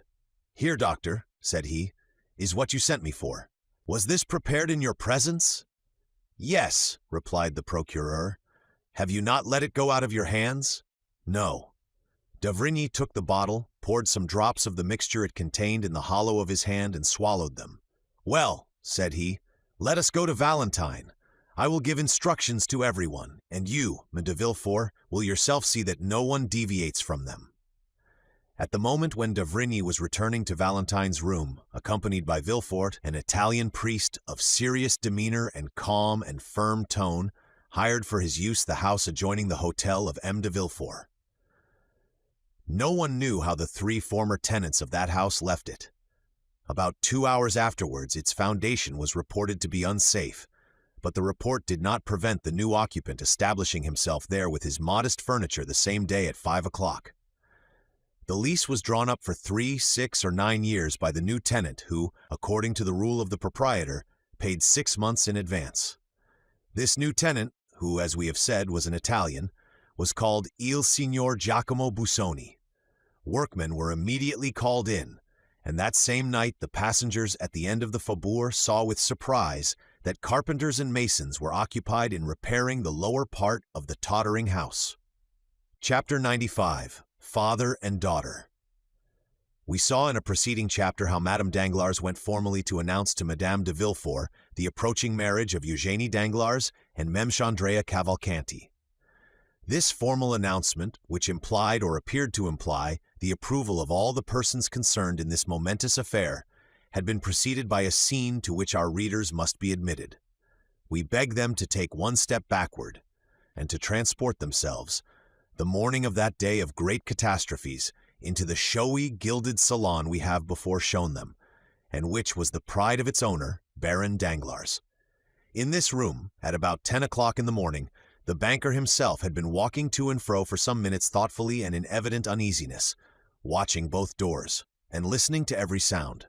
When his patience was exhausted, he called his valet. "Etienne," said he, "see why Mademoiselle Eugénie has asked me to meet her in the drawing-room, and why she makes me wait so long." Having given this vent to his ill humor, the Baron became more calm. Mademoiselle Danglars had that morning requested an interview with her father, and had fixed on the gilded drawing-room as the spot. The singularity of this step, and above all its formality, had not a little surprised the banker, who had immediately obeyed his daughter by repairing first to the drawing-room. Etienne soon returned from his errand. "Mademoiselle's lady's maid says, sir, that Mademoiselle is finishing her toilette, and will be here shortly." Danglars nodded, to signify that he was satisfied. To the world and to his servants, Danglars assumed the character of the good-natured man and the indulgent father. This was one of his parts in the popular comedy he was performing, a make-up he had adopted, and which suited him about as well as the masks worn on the classic stage by paternal actors, who, seen from one side, were the image of geniality, and from the other showed lips drawn down in chronic ill-temper. Let us hasten to say that in private, the genial side descended to the level of the other, so that generally the indulgent man disappeared to give place to the brutal husband and domineering father. "Why the devil does that foolish girl, who pretends to wish to speak to me, not come into my study, and why on earth does she want to speak to me at all?" He was turning this thought over in his brain for the 20th time, when the door opened and Eugénie appeared, attired in a figured black satin dress, her hair dressed and gloves on, as if she were going to the Italian opera. "Well, Eugénie, what is it you want with me? And why in this solemn drawing-room when the study is so comfortable?" "I quite understand why you ask, sir," said Eugénie, making a sign that her father might be seated. "And in fact your two questions suggest fully the theme of our conversation. I will answer them both, and contrary to the usual method, the last first, because it is the least difficult. I have chosen the drawing-room, sir, as our place of meeting, in order to avoid the disagreeable impressions and influences of a banker's study. Those gilded cash-books, drawers locked like gates of fortresses, heaps of bank bills, come from I know not where, and the quantities of letters from England, Holland, Spain, India, China, and Peru have generally a strange influence on a father's mind, and make him forget that there is in the world an interest greater and more sacred than the good opinion of his correspondents. I have, therefore, chosen this drawing-room, where you see, smiling and happy in their magnificent frames, your portrait, mine, my mother's, and all sorts of rural landscapes and touching pastorals.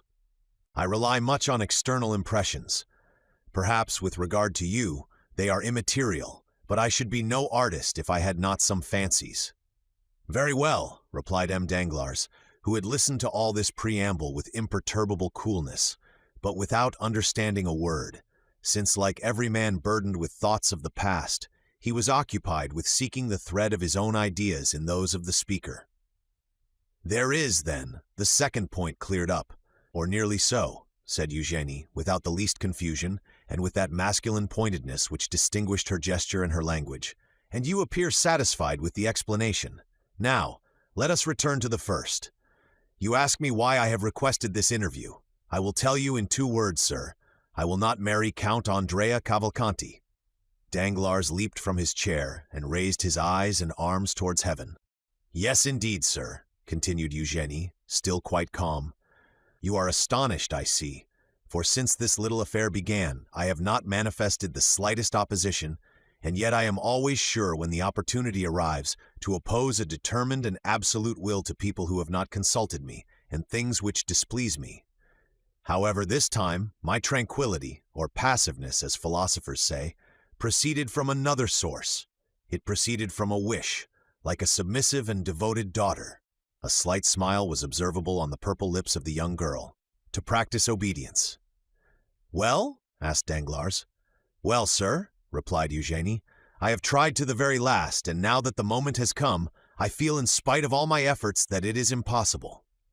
"But," said Danglars, whose weak mind was at first quite overwhelmed with the weight of this pitiless logic, marking evident premeditation and force of will, "what is your reason for this refusal, Eugénie? What reason do you assign?" "My reason," replied the young girl. "Well, it is not that the man is more ugly, more foolish, or more disagreeable than any other. No, Andrea Cavalcanti may appear to those who look at men's faces and figures as a very good specimen of his kind. It is not, either, that my heart is less touched by him than any other. That would be a schoolgirl's reason, which I consider quite beneath me. I actually love no one, sir. You know it, do you not? I do not then see why, without real necessity, I should encumber my life with a perpetual companion. Has not some sage said, 'Nothing too much,' and another, 'I carry all my effects with me'? I have been taught these two aphorisms in Latin and in Greek. One is, I believe, from Phaedrus, and the other from Bias. Well, my dear father, in the shipwreck of life, for life is an eternal shipwreck of our hopes, I cast into the sea my useless encumbrance, that is all, and I remain with my own will, disposed to live perfectly alone, and consequently perfectly free." "Unhappy girl," murmured Danglars, turning pale, for he knew from long experience the solidity of the obstacle he had so suddenly encountered. "Unhappy girl," replied Eugénie. "Unhappy girl, do you say, sir? No, indeed, the exclamation appears quite theatrical and affected. Happy, on the contrary, for what am I in want of? The world calls me beautiful. It is something to be well received. I like a favorable reception. It expands the countenance, and those around me do not then appear so ugly. I possess a share of wit and a certain relative sensibility, which enables me to draw from life in general, for the support of mine, all I meet with that is good, like the monkey who cracks the nut to get at its contents. I am rich, for you have one of the first fortunes in France. I am your only daughter, and you are not so exacting as the fathers of the Porte Saint-Martin and Gaîté, who disinherit their daughters for not giving them grandchildren. Besides, the provident law has deprived you of the power to disinherit me, at least entirely, as it has also of the power to compel me to marry Monsieur this or Monsieur that. And so being beautiful, witty, somewhat talented, as the comic operas say, and rich, and that is happiness, sir. Why do you call me unhappy?" Danglars, seeing his daughter smiling and proud even to insolence, could not entirely repress his brutal feelings, but they betrayed themselves only by an exclamation.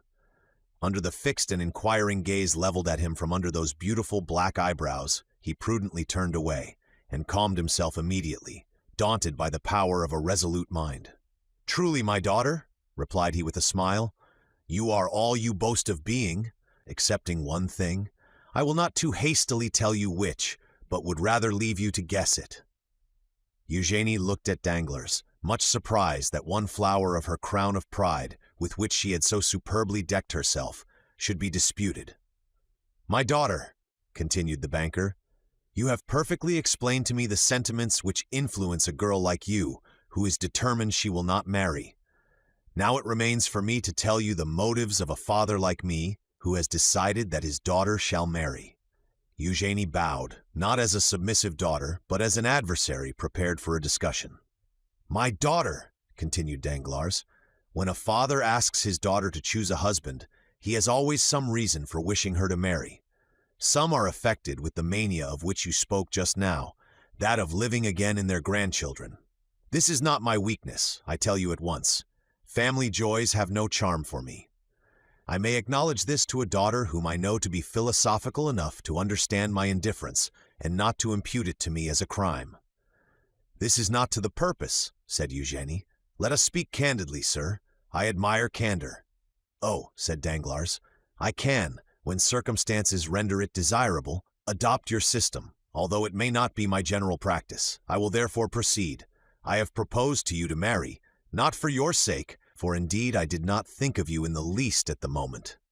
You admire candor, and will now be satisfied, I hope.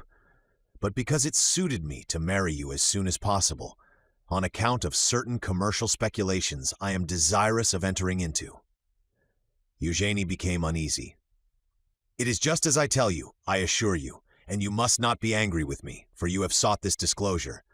I do not willingly enter into arithmetical explanations with an artist like you, who fears to enter my study, lest she should imbibe disagreeable or anti-poetic impressions and sensations.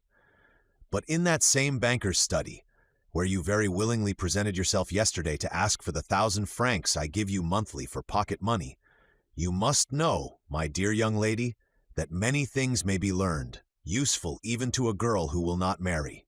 There one may learn, for instance, what, out of regard to your nervous susceptibility, I will inform you of in the drawing-room, namely that the credit of a banker is his physical and moral life. That credit sustains him as breath animates the body. And M. de Monte Cristo once gave me a lecture on that subject, which I have never forgotten. There we may learn that as credit sinks, the body becomes a corpse. And this is what must happen very soon to the banker who is proud to own so good a logician as you for his daughter. But Eugenie, instead of stooping, drew herself up under the blow. Ruined, said she. Exactly, my daughter. That is precisely what I mean, said Danglars, almost digging his nails into his breast, while he preserved on his harsh features the smile of the heartless though clever man. Ruined. Yes, that is it.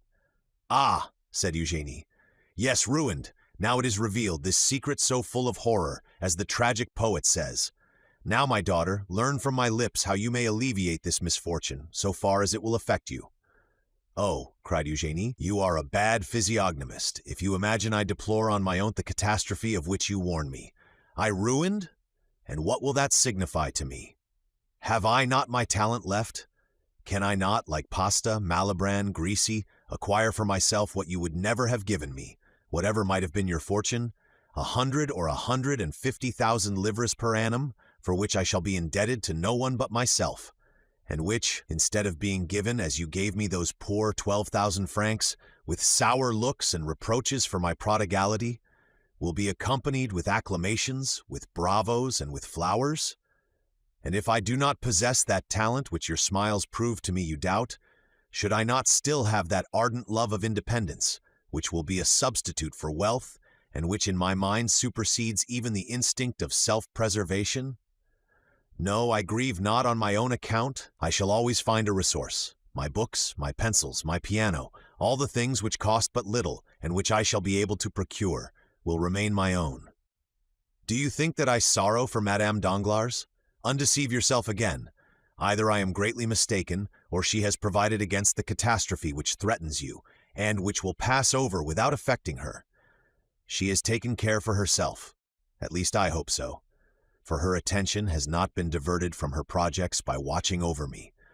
She has fostered my independence by professedly indulging my love for liberty. Oh no, sir. From my childhood I have seen too much and understood too much of what has passed around me for misfortune to have an undue power over me. From my earliest recollections I have been beloved by no one, so much the worse. That has naturally led me to love no one, so much the better. Now you have my profession of faith. Then, said Danglars, pale with anger, which was not at all due to offended paternal love, then, mademoiselle, you persist in your determination to accelerate my ruin? Your ruin? I accelerate your ruin? What do you mean? I do not understand you. So much the better. I have a ray of hope left. Listen. I am all attention, said Eugenie, looking so earnestly at her father that it was an effort for the latter to endure her unrelenting gaze.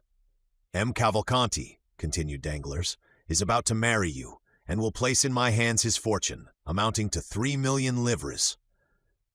That is admirable, said Eugenie with sovereign contempt, smoothing her gloves out one upon the other. You think I shall deprive you of those 3 millions, said Danglars, but do not fear it. They are destined to produce at least 10. I and a brother banker have obtained a grant of a railway, the only industrial enterprise which in these days promises to make good the fabulous prospects that law once held out to the eternally deluded Parisians in the fantastic Mississippi scheme. As I look at it, a millionth part of a railway is worth fully as much as an acre of wasteland on the banks of the Ohio. We make in our case a deposit on a mortgage, which is an advance, as you see, since we gain at least 10, 15, 20, or 100 livres worth of iron in exchange for our money.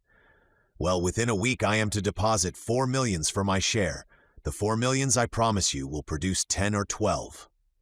But during my visit to you the day before yesterday, sir, which you appear to recollect so well, replied Eugenie, I saw you arranging a deposit, is not that the term, of 5 millions and a half.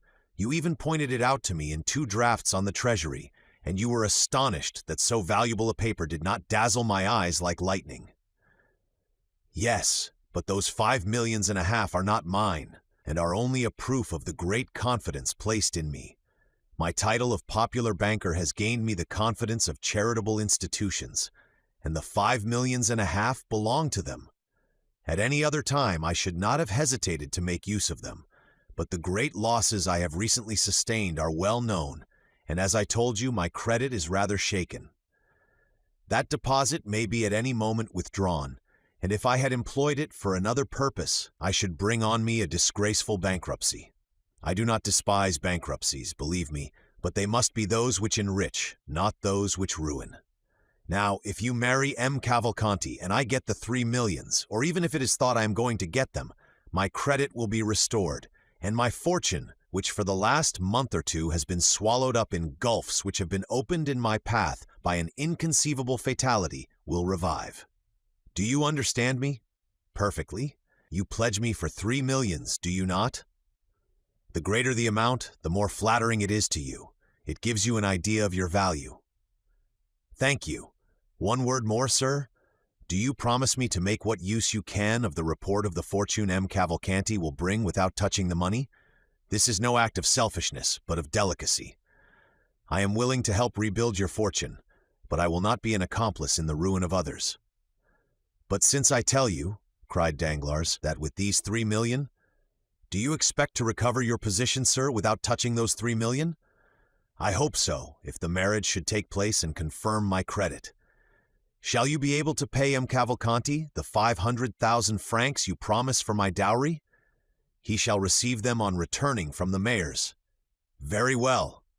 What next? What more do you want? I wish to know if, in demanding my signature, you leave me entirely free in my person? Absolutely. Then, as I said before, sir, very well, I am ready to marry M. Cavalcanti. But what are you up to?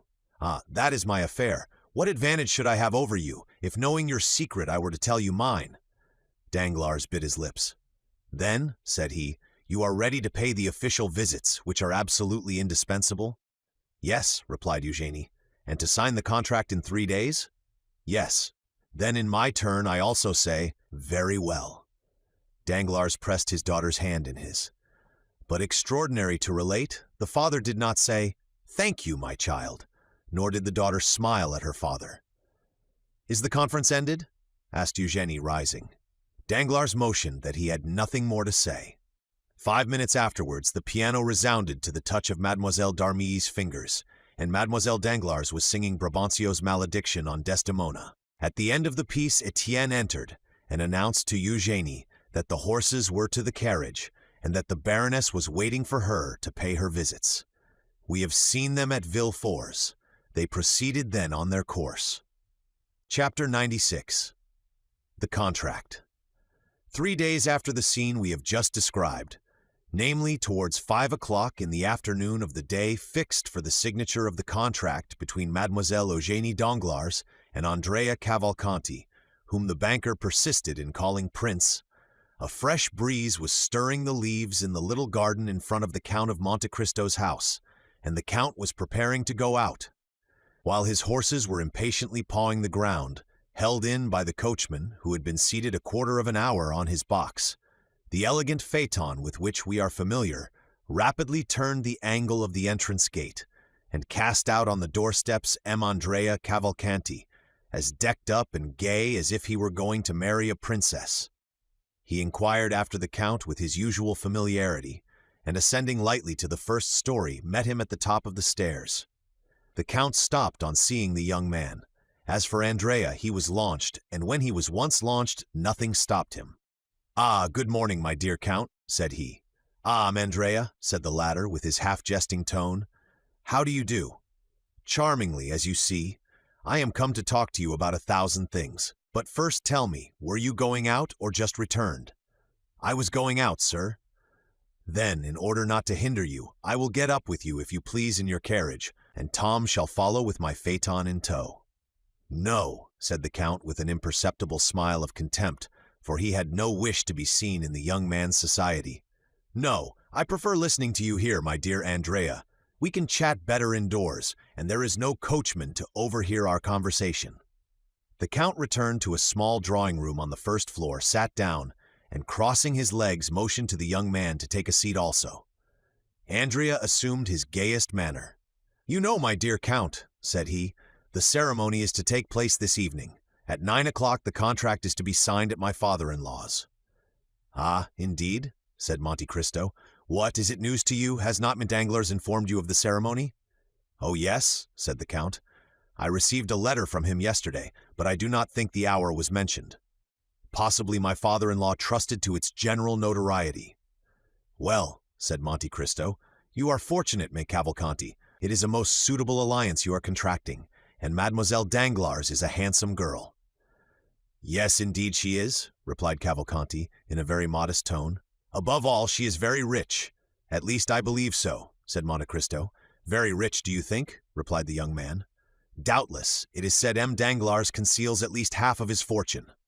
"And he acknowledges 15 or 20 millions," said Andrea with a look sparkling with joy. "Without reckoning," added Monte Cristo, "that he is on the eve of entering into a sort of speculation already in vogue in the United States and in England, but quite novel in France." "Yes, yes, I know what you mean. The railway, of which he has obtained the grant, is it not?" "Precisely. It is generally believed he will gain 10 millions by that affair." 10 millions? Do you think so? It is magnificent," said Cavalcanti, who was quite confounded at the metallic sound of these golden words. "Without reckoning," replied Monte Cristo, "that all his fortune will come to you, and justly too, since Mademoiselle Danglars is an only daughter. Besides, your own fortune, as your father assured me, is almost equal to that of your betrothed. But enough of money matters. Do you know, May Andrea, I think you have managed this affair rather skillfully?" "Not badly, by any means," said the young man. "I was born for a diplomatist." "Well, you must become a diplomatist. Diplomacy, you know, is something that is not to be acquired. It is instinctive. Have you lost your heart?" "Indeed, I fear it," replied Andrea, in the tone in which he had heard Dorante or Valère reply to Alceste at the Théâtre Français. "Is your love returned?" "I suppose so," said Andrea with a triumphant smile, "since I am accepted. But I must not forget one grand point." "Which?" "That I have been singularly assisted." "Nonsense. I have indeed. By circumstances? No, by you." "By me? Not at all, Prince," said Monte Cristo, laying a marked stress on the title. "What have I done for you? Are not your name, your social position, and your merits sufficient?" "No," said Andrea. "No, it is useless for you to say so, Count. I maintain that the position of a man like you has done more than my name, my social position, and my merit." "You are completely mistaken, sir," said Monte Cristo coldly, who felt the perfidious maneuver of the young man, and understood the bearing of his words. "You only acquired my protection after the influence and fortune of your father had been ascertained. For after all, who procured for me, who had never seen either you or your illustrious father, the pleasure of your acquaintance? Two of my good friends, Lord Wilmore and the Abbé Busoni. What encouraged me not to become your surety, but to patronize you? Your father's name, so well known in Italy and so highly honored. Personally, I do not know you." This calm tone and perfect ease made Andrea feel that he was, for the moment, restrained by a more muscular hand than his own, and that the restraint could not be easily broken through. "Oh, then my father has really a very large fortune, Count?" "It appears so, sir," replied Monte Cristo. "Do you know if the marriage settlement he promised me has come?" "I have been advised of it." "But the 3 millions?" "The 3 millions are probably on the road." "Then I shall really have them?" "Oh, well," said the Count, "I do not think you have yet known the want of money." Andrea was so surprised that he pondered the matter for a moment. Then, arousing from his reverie, "Now, sir, I have one request to make to you, which you will understand, even if it should be disagreeable to you." "Proceed," said Monte Cristo. "I have formed an acquaintance spare, thanks to my good fortune, with many noted persons, and have, at least for the moment, a crowd of friends. But marrying, as I am about to do, before all Paris, I ought to be supported by an illustrious name, and in the absence of the paternal hand, some powerful one ought to lead me to the altar. Now my father is not coming to Paris, is he? He is old, covered with wounds, and suffers dreadfully, he says, in traveling. I understand. Well, I am come to ask a favor of you." "Of me?" "Yes, of you." "And pray what may it be?" "Well, to take his part." "Ah, my dear sir, what? After the varied relations I have had the happiness to sustain towards you, can it be that you know me so little as to ask such a thing? Ask me to lend you 500,000, and although such a loan is somewhat rare, on my honor, you would annoy me less. Know then what I thought I had already told you, that in participation in this world's affairs, more especially in their moral aspects, the Count of Monte Cristo has never ceased to entertain the scruples and even the superstitions of the East. I, who have a seraglio at Cairo, one at Smyrna, and one at Constantinople, preside at a wedding? Never. Then you refuse me? Decidedly, and were you my son or my brother, I would refuse you in the same way. But what must be done? Said Andrea, disappointed. You said just now that you had 100 friends. Very true, but you introduced me at M. Danglars. Not at all. Let us recall the exact facts. You met him at a dinner party at my house, and you introduced yourself at his house. That is a totally different affair. Yes, but by my marriage you have forwarded that. I? Not in the least, I beg you to believe. Recollect what I told you when you asked me to propose you. Oh, I never make matches, my dear prince. It is my settled principle. Andrea bit his lips. But at least you will be there? Will all Paris be there? Oh, certainly. Well, like all Paris, I shall be there too, said the Count. And will you sign the contract? I see no objection to that. My scruples do not go thus far. Well, since you will grant me no more, I must be content with what you give me. But one word more, Count. What is it? Advice. Be careful, advice is worse than a service. Oh, you can give me this without compromising yourself. Tell me what it is. Is my wife's fortune 500,000 livres? That is the sum M. Danglars himself announced. Must I receive it, or leave it in the hands of the notary? This is the way such affairs are generally arranged when it is wished to do them stylishly. Your two solicitors appoint a meeting, when the contract is signed, for the next or the following day. Then they exchange the two portions, for which they each give a receipt. Then, when the marriage is celebrated, they place the amount at your disposal as the chief member of the alliance.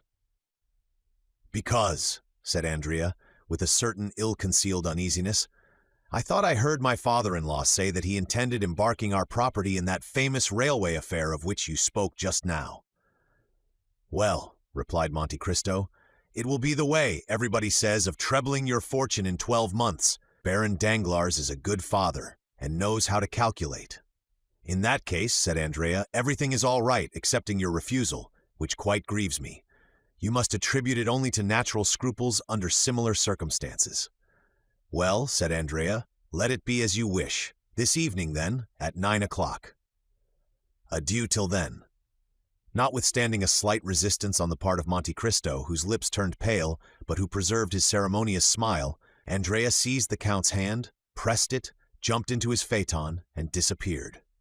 The 4 or 5 remaining hours before 9 o'clock arrived, Andrea employed in riding, paying visits, designed to induce those of whom he had spoken to appear at the bankers in their gayest equipages, dazzling them by promises of shares in schemes which have since turned every brain, and in which Danglars was just taking the initiative. In fact, at 8:30 in the evening, the grand salon, the gallery adjoining, and the 3 other drawing rooms on the same floor were filled with a perfumed crowd, who sympathized but little in the event, but who all participated in that love of being present wherever there is anything fresh to be seen. An academician would say that the entertainments of the fashionable world are collections of flowers which attract inconstant butterflies, famished bees, and buzzing drones. No one could deny that the rooms were splendidly illuminated. The light streamed forth on the gilt moldings and the silk hangings, and all the bad taste of decorations, which had only their richness to boast of, shone in its splendor. Mademoiselle Eugénie was dressed with elegant simplicity in a figured white silk dress, and a white rose half concealed in her jet-black hair was her only ornament, unaccompanied by a single jewel. Her eyes, however, betrayed that perfect confidence which contradicted the girlish simplicity of this modest attire. Madame Danglars was chatting at a short distance with Debray, Beauchamp, and Château Debray was admitted to the house for this grand ceremony, but on the same plane with everyone else, and without any particular privilege. M. Danglars, surrounded by deputies and men connected with the revenue, was explaining a new theory of taxation, which he intended to adopt when the course of events had compelled the government to call him into the ministry. Andrea, on whose arm hung one of the most consummate dandies of the opera, was explaining to him rather cleverly, since he was obliged to be bold to appear at ease, his future projects, and the new luxuries he meant to introduce to Parisian fashions with his 175,000 livres per annum. The crowd moved to and fro in the rooms like an ebb and flow of turquoises, rubies, emeralds, opals, and diamonds. As usual, the oldest women were the most decorated, and the ugliest the most conspicuous. If there was a beautiful lily or a sweet rose, you had to search for it, concealed in some corner behind a mother with a turban, or an ant with a bird of paradise. At each moment, in the midst of the crowd, the buzzing and the laughter, the doorkeeper's voice was heard announcing some name well known in the financial department, respected in the army, or illustrious in the literary world, and which was acknowledged by a slight movement in the different groups. But for one whose privilege it was to agitate that ocean of human waves, how many were received with a look of indifference or a sneer of disdain? At the moment when the hand of the massive timepiece, representing Endymion asleep, pointed to 9 on its golden face, and the hammer, the faithful type of mechanical thought, struck 9 times, the name of the Count of Monte Cristo resounded in its turn, and as if by an electric shock, all the assembly turned towards the door. The Count was dressed in black and with his habitual simplicity. His white waistcoat displayed his expansive noble chest, and his black stock was singularly noticeable because of its contrast with the deadly paleness of his face. His only jewelry was a chain, so fine that the slender gold thread was scarcely perceptible on his white waistcoat. A circle was immediately formed around the door.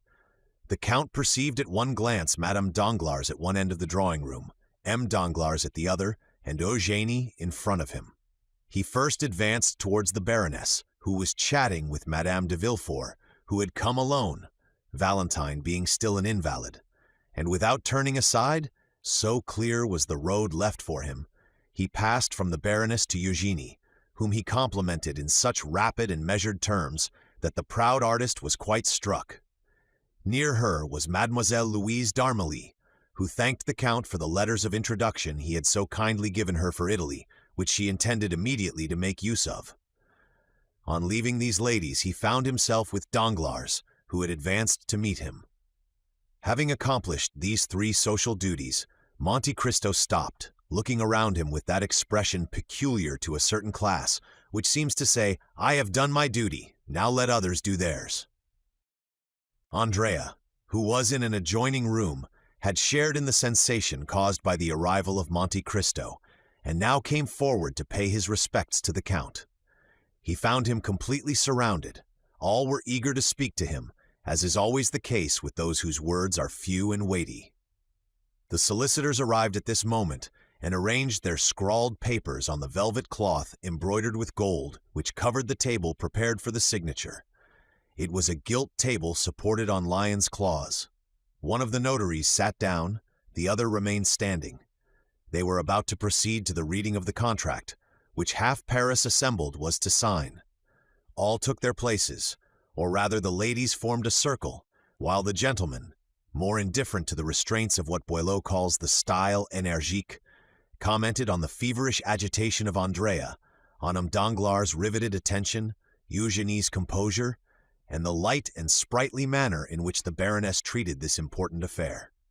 The contract was read during a profound silence, but as soon as it was finished, the buzz was redoubled through all the drawing rooms.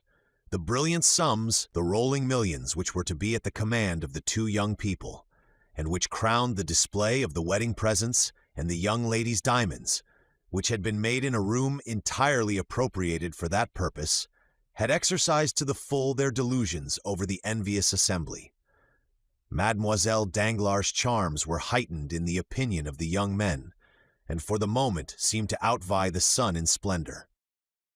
As for the ladies, it is needless to say that while they coveted the millions, they thought they did not need them for themselves, as they were beautiful enough without them.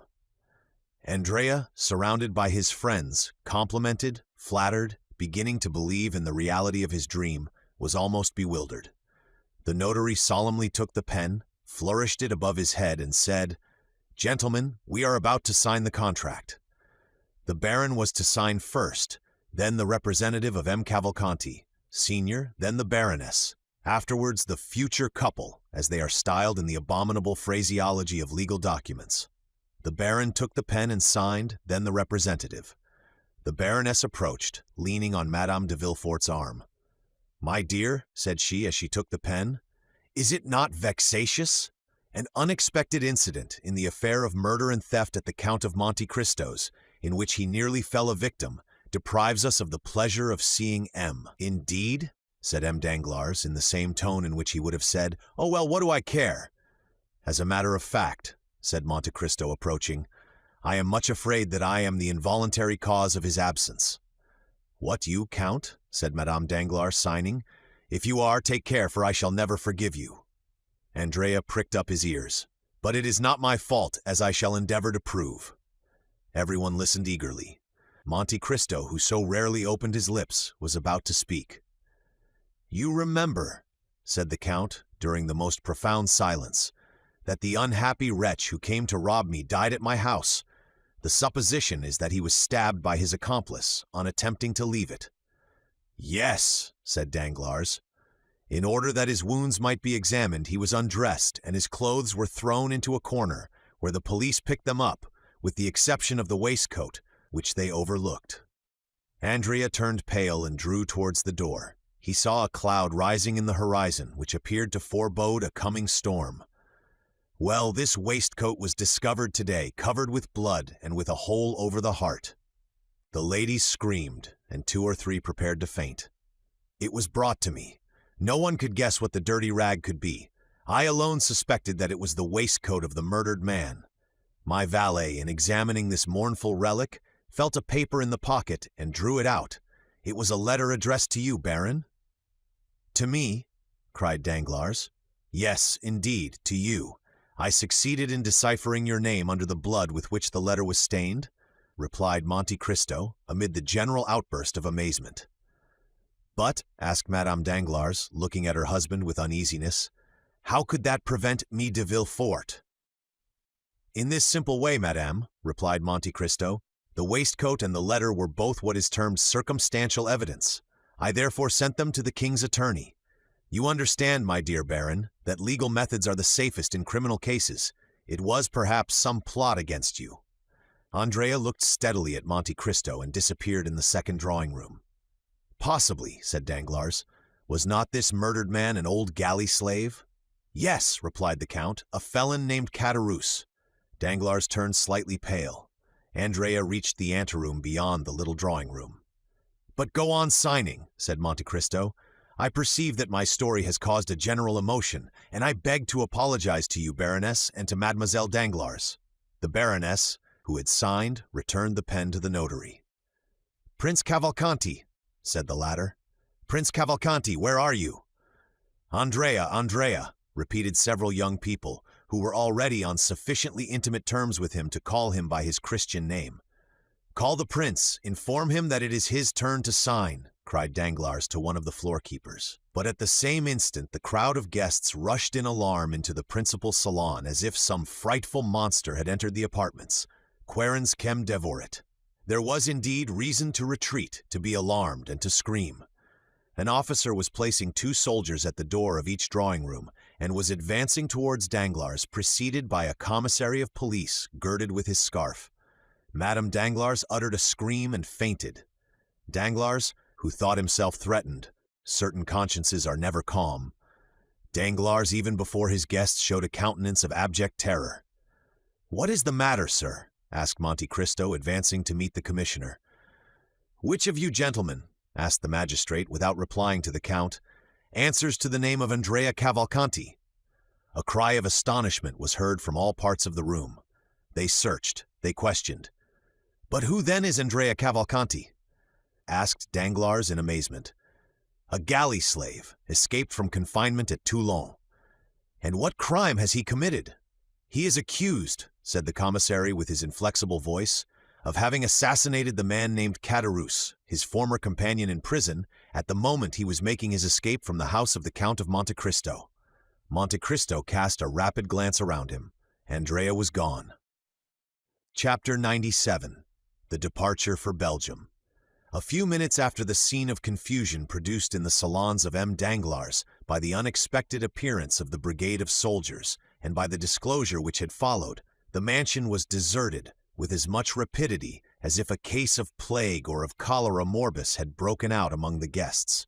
In a few minutes, through all the doors, down all the staircases, by every exit, everyone hastened to retire, or rather to fly, for it was a situation where the ordinary condolences, which even the best friends are so eager to offer in great catastrophes, were seen to be utterly futile. There remained in the banker's house only Danglars, closeted in his study, and making his statement to the officer of gendarmes. Madame Danglars, terrified, in the boudoir with which we are acquainted, and Eugénie, who with haughty air and disdainful lip had retired to her room with her inseparable companion, Mademoiselle Louise d'Armilly.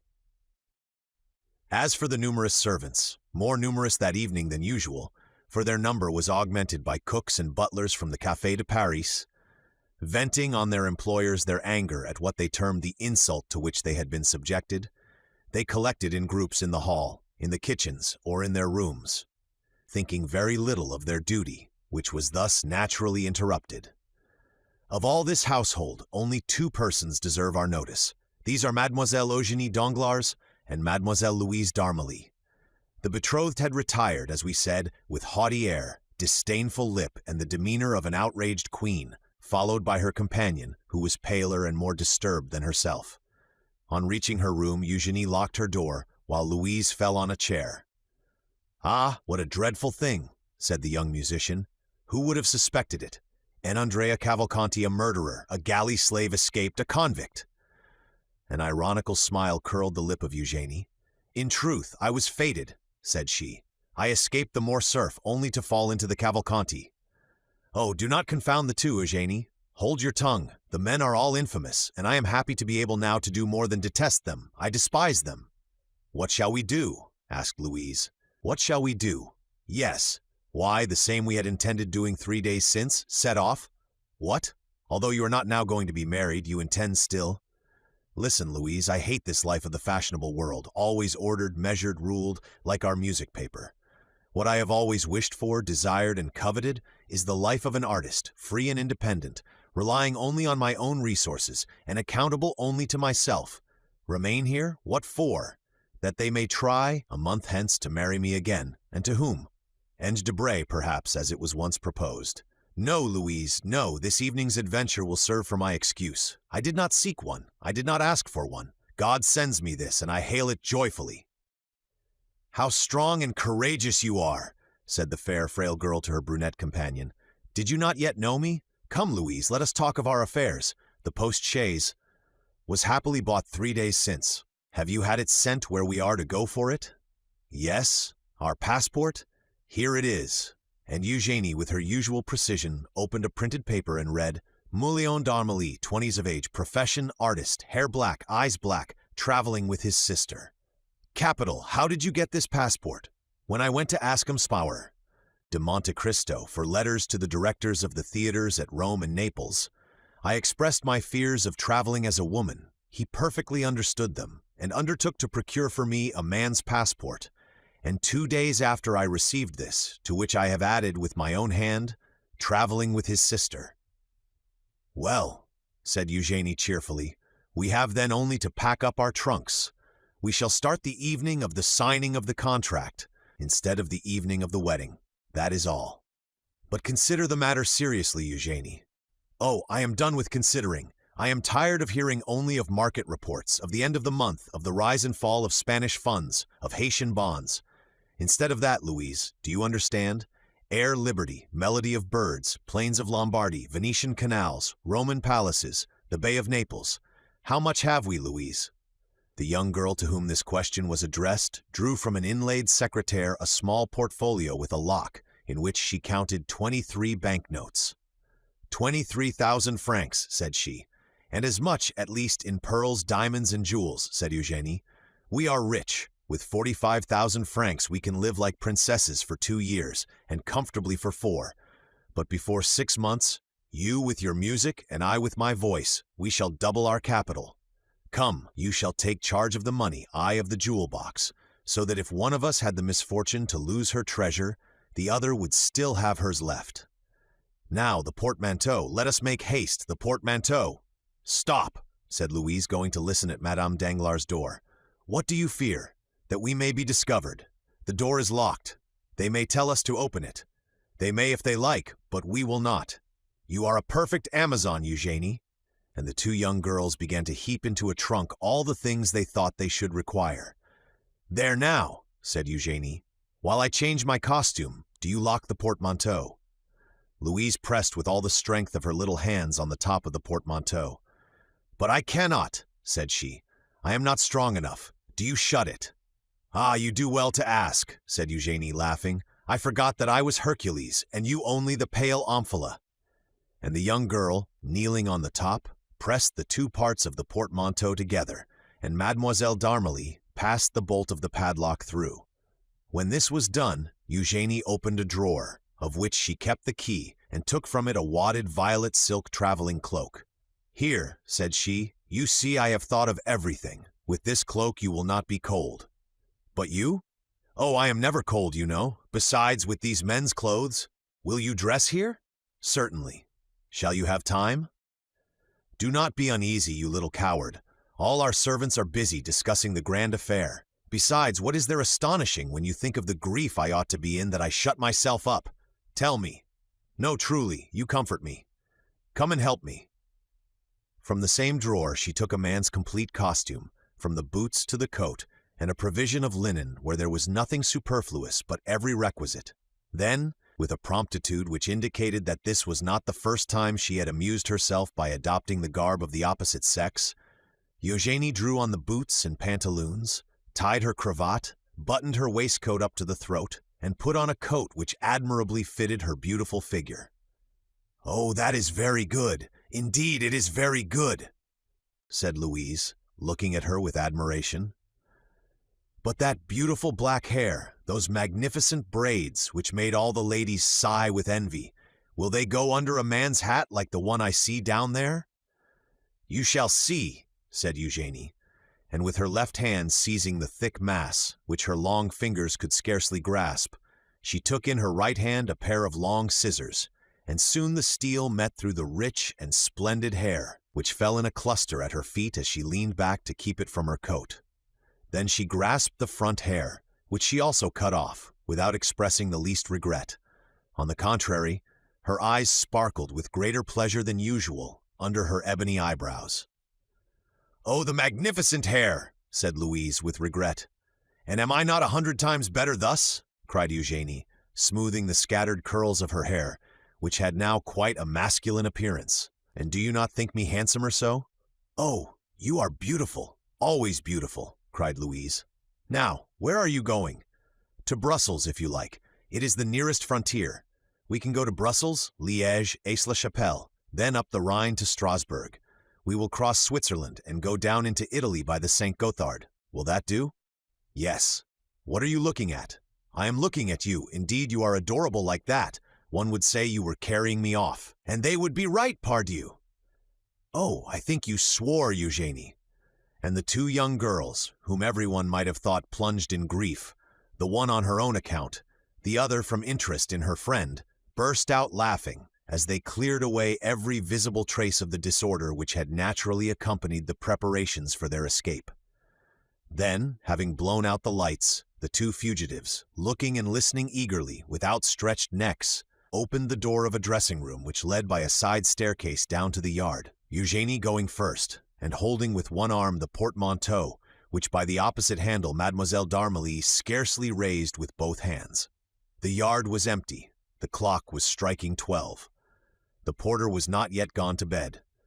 Eugénie approached softly, and saw the old man sleeping soundly in an armchair in his lodge. She returned to Louise, took up the portmanteau, which she had placed for a moment on the ground, and they reached the archway under the shadow of the wall. Eugénie concealed Louise in an angle of the gateway, so that if the porter chanced to awake he might see but one person. Then, placing herself in the full light of the lamp which lit the yard, "Gate!" cried she, with her finest contralto voice, and rapping at the window. The porter got up as Eugénie expected, and even advanced some steps to recognize the person who was going out, but seeing a young man striking his boot impatiently with his riding whip, he opened it immediately.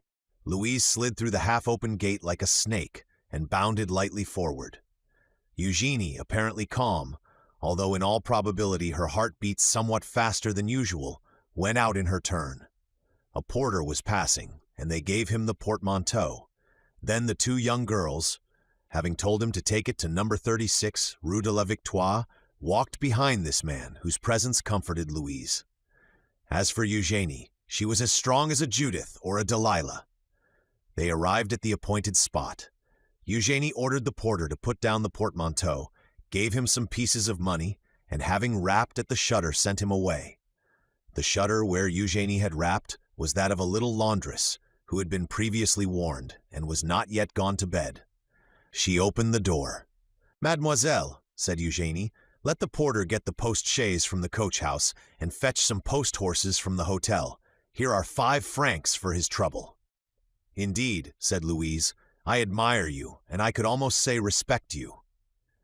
The laundress looked on in astonishment, but as she had been promised 20 louis, she made no remark.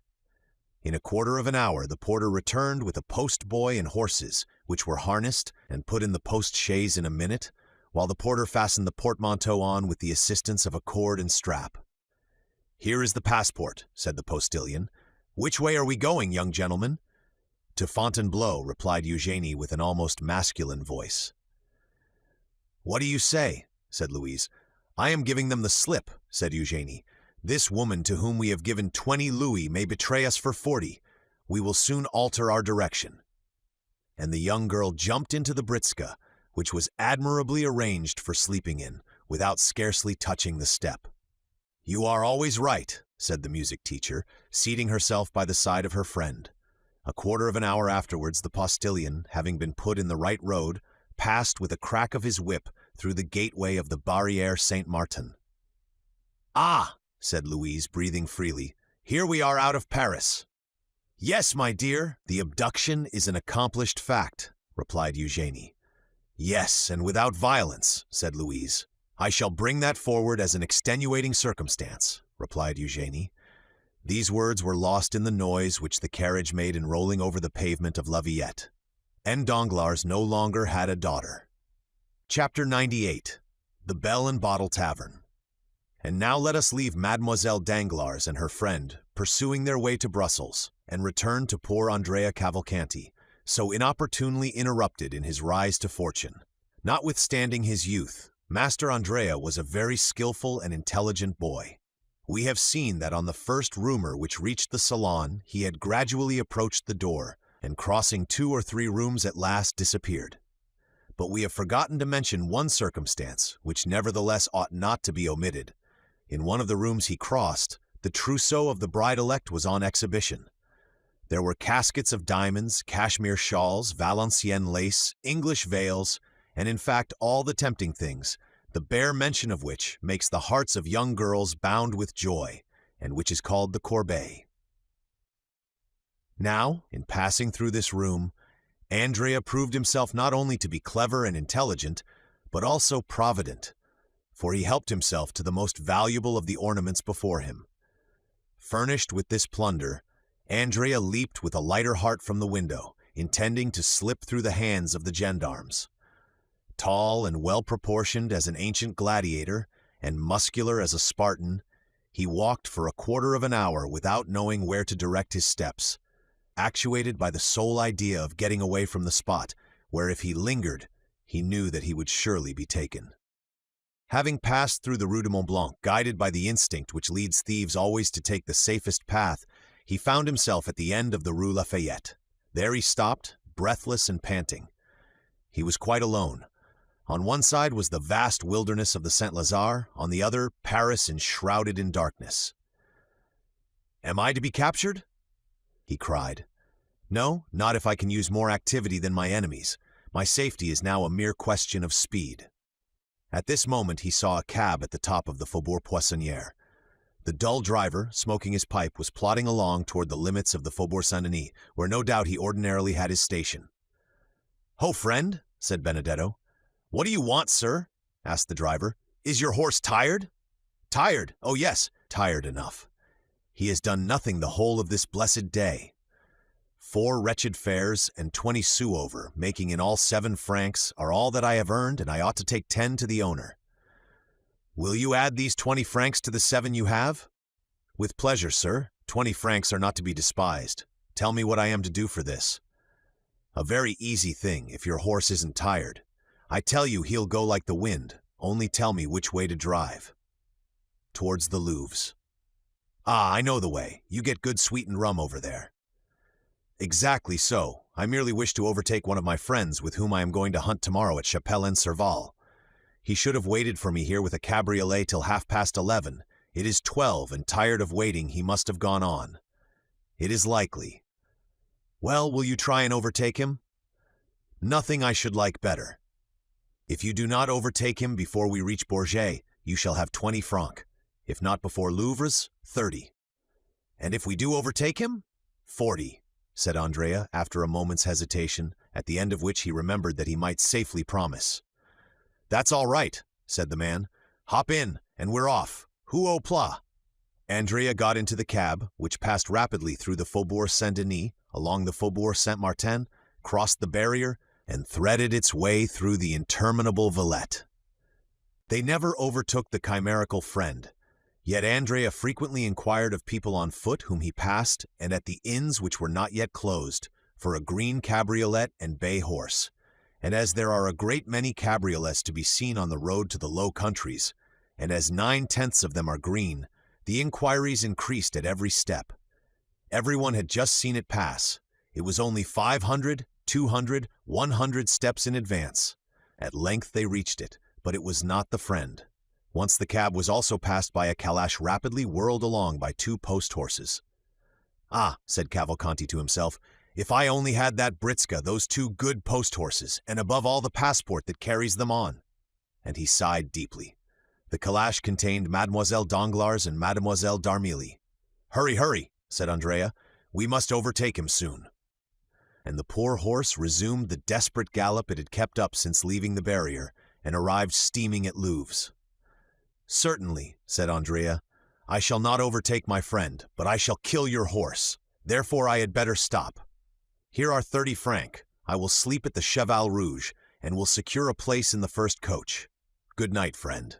And Andrea, after placing 6 pieces of 5 francs each in the man's hand, leaped lightly onto the pathway. The cabman joyfully pocketed the sum and turned back on his road to Paris. Andrea pretended to go towards the hotel of the Cheval Rouge, but after leaning an instant against the door and hearing the last sound of the cab, which was disappearing from view, he went on his road, and with a lusty stride soon traversed the space of 2 leagues. Then he rested. He must be near Chapelle-en-Serval, where he pretended to be going. It was not fatigue that stayed Andrea here. It was that he might form some resolution, adopt some plan. It would be impossible to make use of a diligence, equally so to engage post-horses. To travel either way, a passport was necessary. It was still more impossible to remain in the department of the Oise, one of the most open and strictly guarded in France.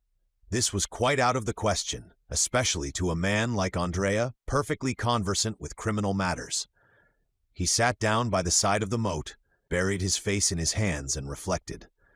10 minutes after he raised his head, his resolution was made.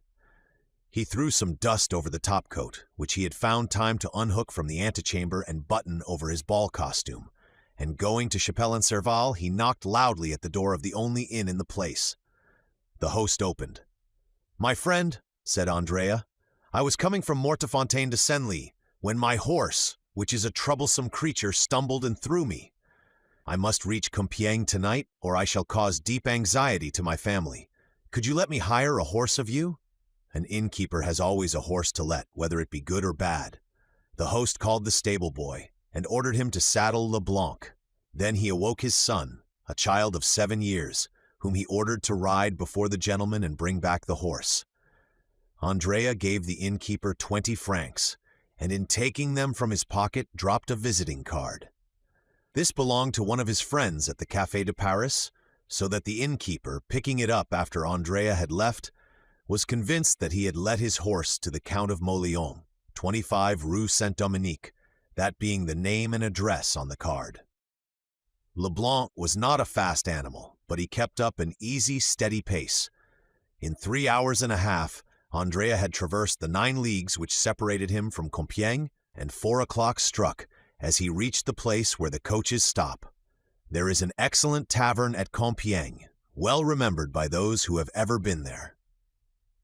In order that he might wake early, he did not close the shutters, but contented himself with bolting the door and placing on the table an unclasped and long-pointed knife, whose temper he well knew, and which was never absent from him. About 7 in the morning, Andrea was awakened by a ray of sunlight, which played warm and brilliant upon his face. In all well-organized brains, the predominating idea, and there always is one, is sure to be the last thought before sleeping and the first upon waking in the morning. Andrea had scarcely opened his eyes when his predominating idea presented itself, and whispered in his ear that he had slept too long. He jumped out of bed and ran to the window.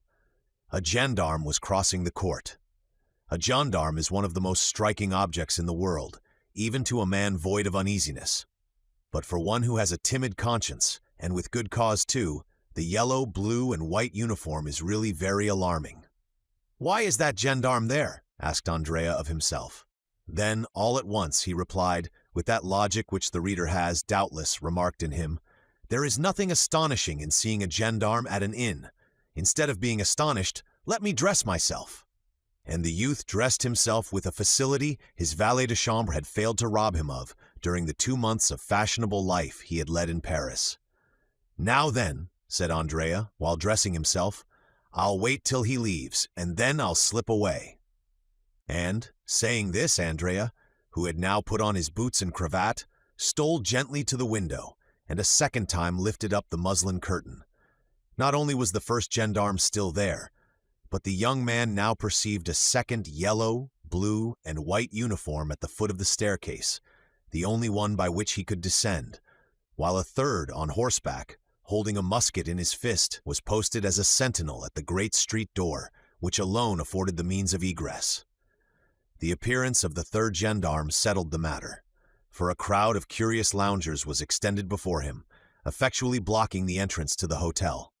"They're after me," was Andrea's first thought. "Diable!" A pallor overspread the young man's forehead, and he looked around him with anxiety. His room, like all those on the same floor, had but one outlet to the gallery in the sight of everybody. "I am lost," was his second thought. And indeed, for a man in Andrea's situation, an arrest meant the assizes, trial, and death. Death without mercy or delay. For a moment he convulsively pressed his head within his hands, and during that brief period he became nearly mad with terror, but soon a ray of hope glimmered in the multitude of thoughts which bewildered his mind, and a faint smile played upon his white lips and pallid cheeks. He looked around and saw the objects of his search upon the chimney-piece. They were a pen, ink, and paper. With forced composure he dipped the pen in the ink and wrote the following lines upon a sheet of paper.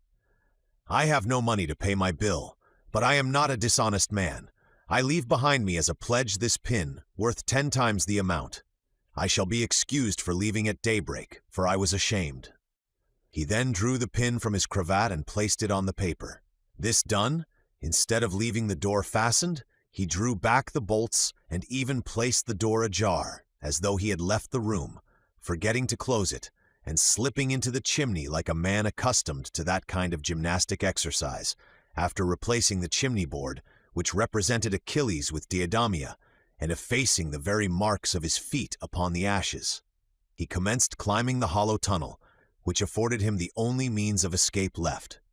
At this precise time the first gendarme Andrea had noticed walked upstairs, preceded by the commissary of police, and supported by the second gendarme who guarded the staircase, and was himself reinforced by the one stationed at the door. Andrea was indebted for this visit to the following circumstances. At daybreak, the telegraphs were set at work in all directions, and almost immediately the authorities in every district had exerted their utmost endeavors to arrest the murderer of Caderousse. Compiègne, that royal residence and fortified town, is well furnished with authorities, gendarmes, and commissaries of police. They therefore began operations as soon as the telegraphic dispatch arrived, and the Bell and Bottle being the best-known hotel in the town, they had naturally directed their first inquiries there. Now, besides the reports of the sentinels guarding the Hôtel de Ville, which is next door to the Bell and Bottle, it had been stated by others that a number of travelers had arrived during the night. The sentinel who was relieved at 6 o'clock in the morning remembered perfectly that, just as he was taking his post a few minutes past 4, a young man arrived on horseback with a little boy before him. The young man, having dismissed the boy and horse, knocked at the door of the hotel, which was opened and again closed after his entrance. This late arrival had attracted much suspicion, and the young man, being no other than Andrea, the commissary and gendarme, who was a brigadier, directed their steps towards his room. They found the door ajar. "Oh," said the brigadier, who thoroughly understood the trick, "a bad sign to find the door open. I would rather find it triply bolted." And indeed, the little note and pin upon the table confirmed, or rather corroborated, the sad truth. Andrea had fled. We say corroborated because the brigadier was too experienced to be convinced by a single proof. He glanced around, looked in the bed, shook the curtains, opened the closets, and finally stopped at the chimney. Andrea had taken the precaution to leave no traces of his feet in the ashes, but still it was an outlet, and in this light was not to be passed over without serious investigation. The brigadier sent for some sticks and straw, and having filled the chimney with them, set a light to it. The fire crackled and the smoke ascended like the dull vapor from a volcano, but still no prisoner fell down, as they expected. The fact was that Andrea, at war with society ever since his youth, was quite as deep as a gendarme, even though he were advanced to the rank of brigadier, and quite prepared for the fire. He had climbed out on the roof and was crouching down against the chimney pots. At one time he thought he was saved, for he heard the brigadier exclaim in a loud voice to the two gendarmes, "He is not here!" But venturing to peep, he perceived that the latter, instead of retiring, as might have been reasonably expected upon this announcement, were watching with increased attention. It was now his turn to look about him. The Hôtel de Ville, a massive 16th-century building, was on his right. Anyone could descend from the openings in the tower and examine every corner of the roof below, and Andrea expected momentarily to see the head of a gendarme appear at one of these openings. If once discovered, he knew he would be lost, for the roof afforded no chance of escape. He therefore resolved to descend, not through the same chimney by which he had come up, but by a similar one conducting to another room. He looked around for a chimney from which no smoke issued, and having reached it, he disappeared through the orifice without being seen by anyone. At the same minute, one of the little windows of the Hôtel de Ville was thrown open, and the head of a gendarme appeared. For an instant it remained motionless as one of the stone decorations of the building. Then, after a long sigh of disappointment, the head disappeared.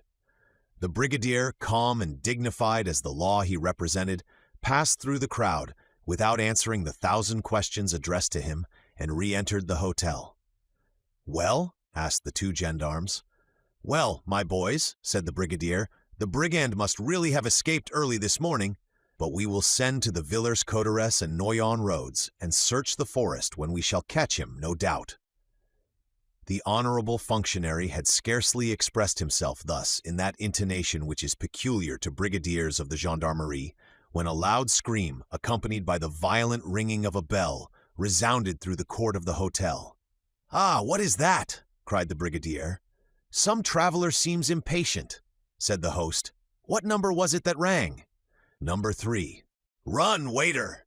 At this moment the screams and ringing were redoubled. "Aha!" said the brigadier, stopping the servant. "The person who is ringing appears to want something more than a waiter. We will attend upon him with a gendarme, who occupies number 3. The little fellow who arrived last night in a post-chaise with his sister, and who asked for an apartment with 2 beds. The bell here rang for the 3rd time, with another shriek of anguish. "Follow me, Mr. Ray, commissary," said the brigadier. "Tread in my steps." "Wait an instant," said the host. "Number 3 has 2 staircases, inside and outside." "Good," said the brigadier.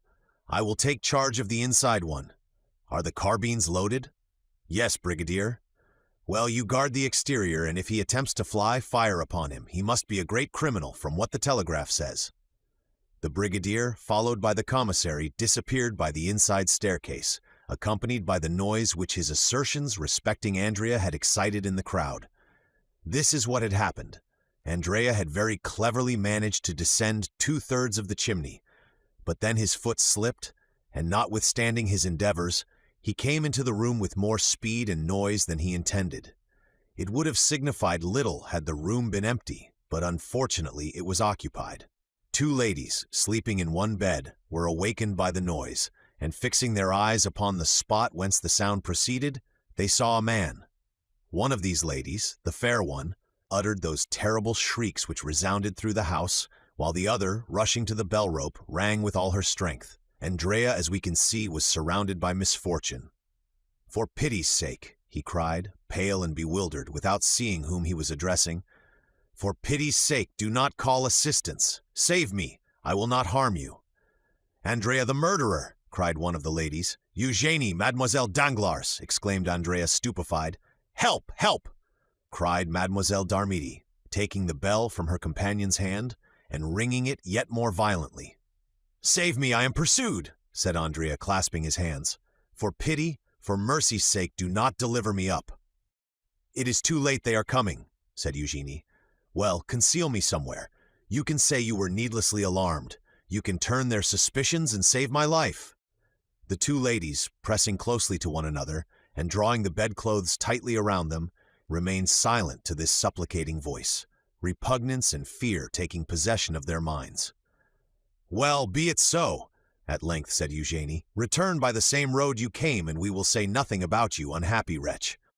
"Here he is! Here he is!" cried a voice from the landing. "Here he is! I see him!" The brigadier had put his eye to the keyhole and had discovered Andrea in a posture of entreaty. A violent blow from the butt end of the musket burst open the lock, 2 more forced out the bolts, and the broken door fell in.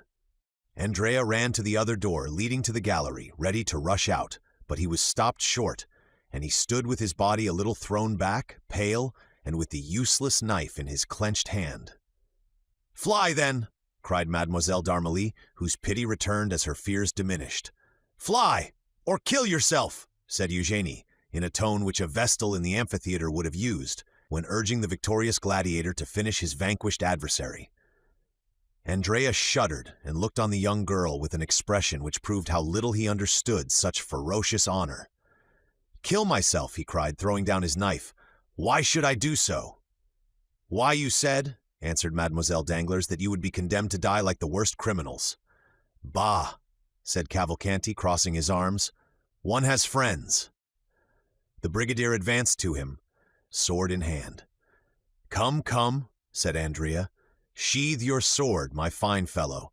There is no occasion to make such a fuss, since I give myself up." And he held out his hands to be manacled. The 2 girls looked with horror upon this shameful metamorphosis, the man of the world shaking off his covering and appearing as a galley slave. Andrea turned towards them, and with an impertinent smile asked, "Have you any message for your father, Mademoiselle Danglars? For in all probability I shall return to Paris?" Eugenie covered her face with her hands. "Oh," said Andrea, "you need not be ashamed, even though you did post after me. Was I not nearly your husband?" And with this raillery, Andrea went out, leaving the two girls a prey to their own feelings of shame and to the comments of the crowd. An hour after they stepped into their calash, both dressed in feminine attire. The gate of the hotel had been closed to screen them from sight, but they were forced, when the door was open, to pass through a throng of curious glances and whispering voices. Eugenie closed her eyes, but though she could not see, she could hear, and the sneers of the crowd reached her in the carriage. "Oh, why is not the world a wilderness?" she exclaimed, throwing herself into the arms of Mademoiselle d'Armilly, her eyes sparkling with the same kind of rage which made Nero wish that the Roman world had but one neck, that he might sever it at a single blow. The next day they stopped at the Hôtel de Flandre, at Brussels. The same evening, Andrea was incarcerated in the Conciergerie. Chapter 99. The Law. We have seen how quietly Mademoiselle Danglars and Mademoiselle d'Armilly accomplished their transformation and flight, the fact being that everyone was too much occupied in his or her own affairs to think of theirs. We will leave the banker contemplating the enormous magnitude of his debt before the phantom of bankruptcy, and follow the Baroness, who, after being momentarily crushed under the weight of the blow which had struck her, had gone to seek her usual adviser, Lucien Debray. The Baroness had looked forward to this marriage as a means of ridding her of a guardianship which, over a girl of Eugenie's character, could not fail to be rather a troublesome undertaking. For in the tacit relations which maintain the bond of family union, the mother, to maintain her ascendancy over her daughter, must never fail to be a model of wisdom and a type of perfection. Now Madame Danglars feared Eugenie's sagacity and the influence of Mademoiselle d'Armilly.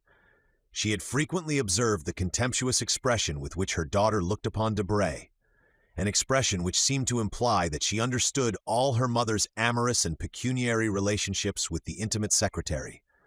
Moreover, she saw that Eugenie detested Debray, not only because he was a source of dissension and scandal under the paternal roof, but because she had at once classed him in that catalogue of bipeds whom Plato endeavors to withdraw from the appellation of men, and whom Diogenes designated as animals upon two legs without feathers.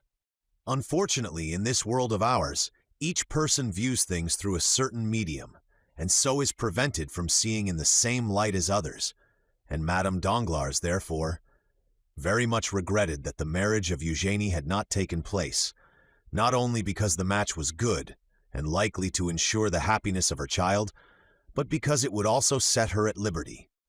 She ran therefore to Debray, who, after having, like the rest of Paris, witnessed the contract scene and the scandal attending it, had retired in haste to his club, where he was chatting with some friends upon the events which served as a subject of conversation for 3/4 of that city known as the capital of the world. At the precise time when Madame Danglars, dressed in black and concealed in a long veil, was ascending the stairs leading to Debray's apartments, notwithstanding the assurances of the concierge that the young man was not at home, Debray was occupied in repelling the insinuations of a friend, who tried to persuade him that after the terrible scene which had just taken place, he ought, as a friend of the family, to marry Mademoiselle Danglars and her 2 millions. Debray did not defend himself very warmly, for the idea had sometimes crossed his mind. Still, when he recollected the independent, proud spirit of Eugenie, he positively rejected it as utterly impossible, though the same thought again continually recurred and found a resting place in his heart.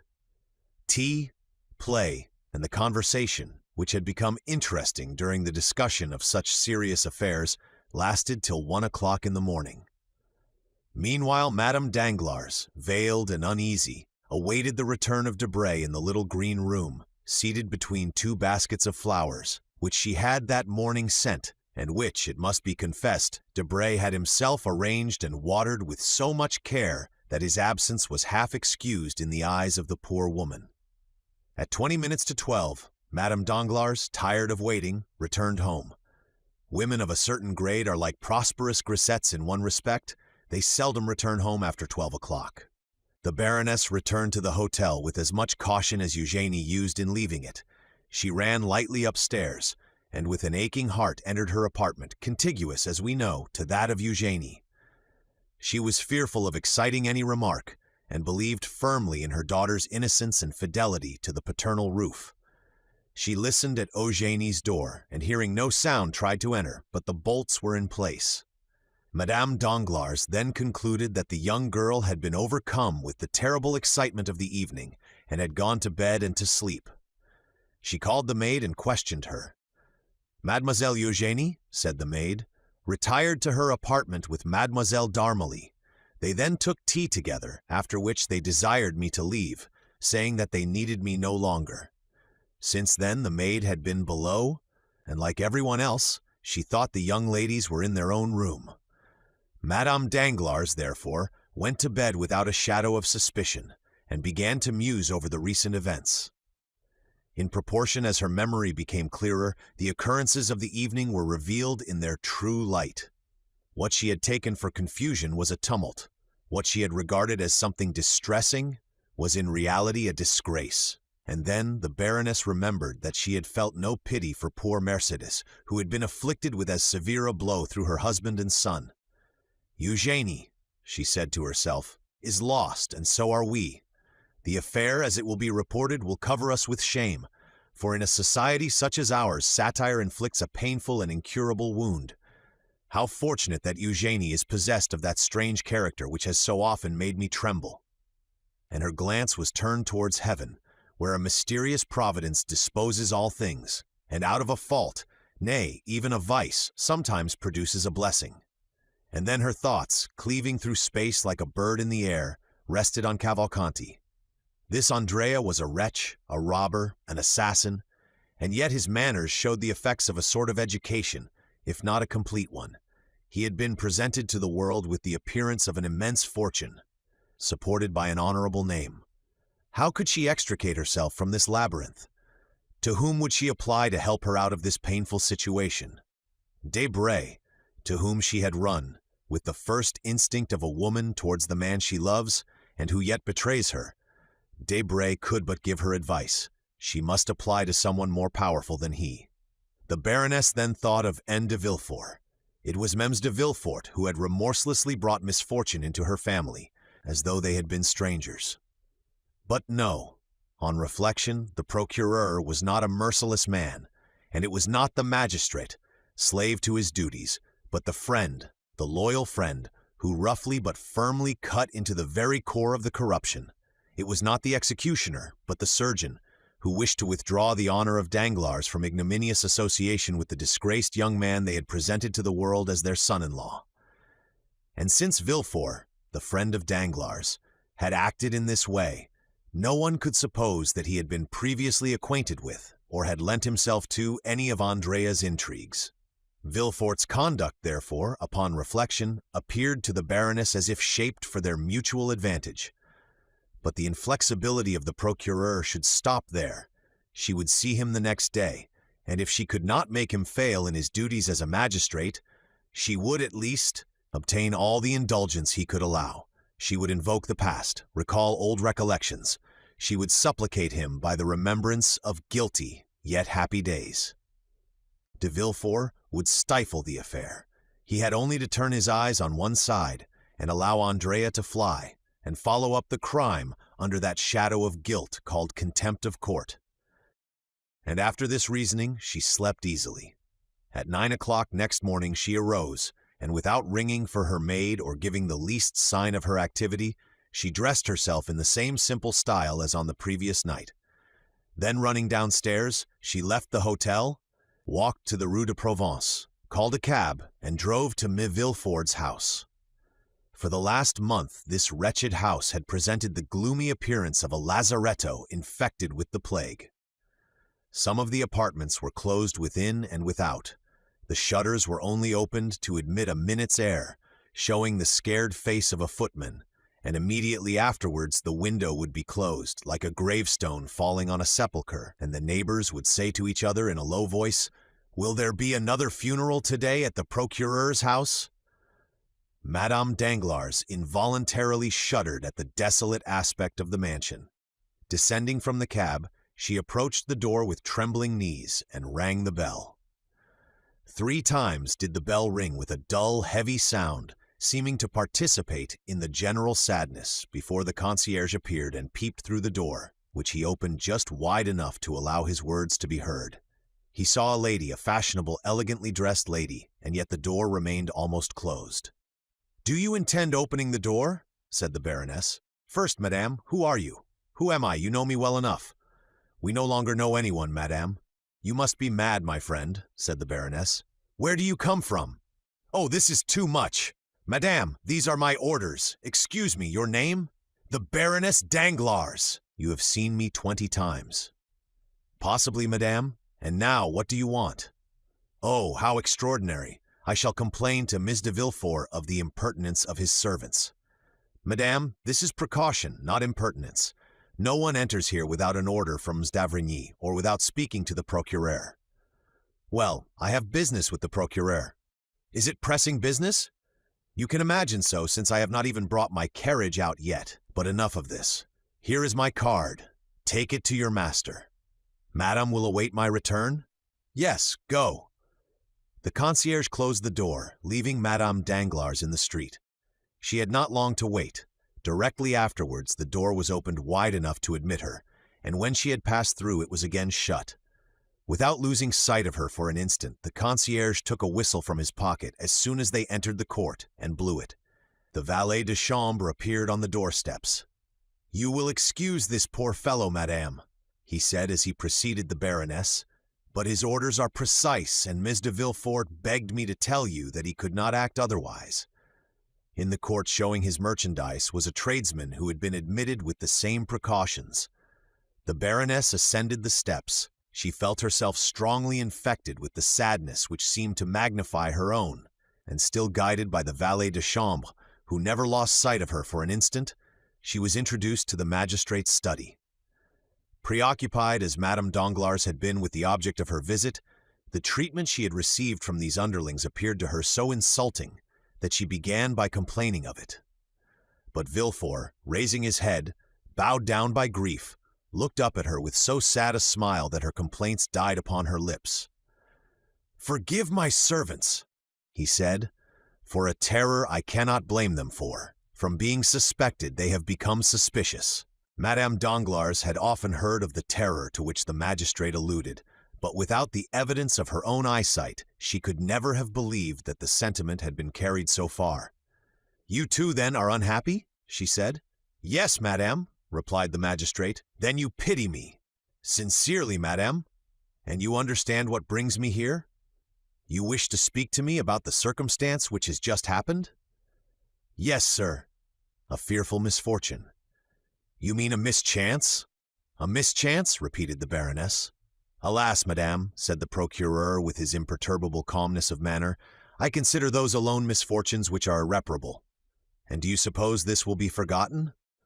"Everything will be forgotten, madame," said Villefort. "Your daughter will be married tomorrow, if not today, in a week, if not tomorrow, and I do not think you can regret the intended husband of your daughter." Madame Danglars gazed on Villefort, stupefied to find him so almost insultingly calm. "Am I come to a friend?" she asked in a tone full of mournful dignity. "You know that you are, madame," said Villefort, whose pale cheeks became slightly flushed as he gave her the assurance. And truly this assurance carried him back to different events from those now occupying the Baroness and him. "Well, then, be more affectionate, my dear Villefort," said the Baroness. "Speak to me not as a magistrate, but as a friend, and when I am in bitter anguish of spirit, do not tell me that I ought to be gay." Villefort bowed. "When I hear misfortunes named, madam," he said, "I have within the last few months contracted the bad habit of thinking of my own, and then I cannot help drawing up an egotistical parallel in my mind. That is the reason that by the side of my misfortunes yours appear to me mere mischances. That is why my dreadful position makes yours appear enviable. But this annoys you. Let us change the subject. You were saying, madam—" "I came to ask you, my friend," said the Baroness, "what will be done with this impostor?" "Impostor," repeated Villefort. Certainly, madame, you appear to extenuate some cases and exaggerate others. Impostor indeed. M. Andrea Cavalcanti, or rather M. Benedetto, is nothing more nor less than an assassin. Sir, I do not deny the justice of your correction, but the more severely you arm yourself against that unfortunate man, the more deeply will you strike our family. Come, forget him for a moment, and instead of pursuing him, let him go. You are too late, madam. The orders are issued. Well, should he be arrested? Do they think they will arrest him? I hope so. If they should arrest him, I know that sometimes prisons afford means of escape. Will you leave him in prison? The procureur shook his head. At least keep him there till my daughter be married. Impossible, madame. Justice has its formalities. What, even for me? Said the Baroness, half jesting, half in earnest. For all, even for myself among the rest, replied Villefort. Ah, exclaimed the Baroness, without expressing the ideas which the exclamation betrayed. Villefort looked at her with that piercing glance which reads the secrets of the heart. Yes, I know what you mean, he said. You refer to the terrible rumors spread abroad in the world, that the deaths which have kept me in mourning for the last 3 months, and from which Valentine has only escaped by a miracle, have not happened by natural means. I was not thinking of that, replied Madame Danglars quickly. Yes, you were thinking of it, and with justice.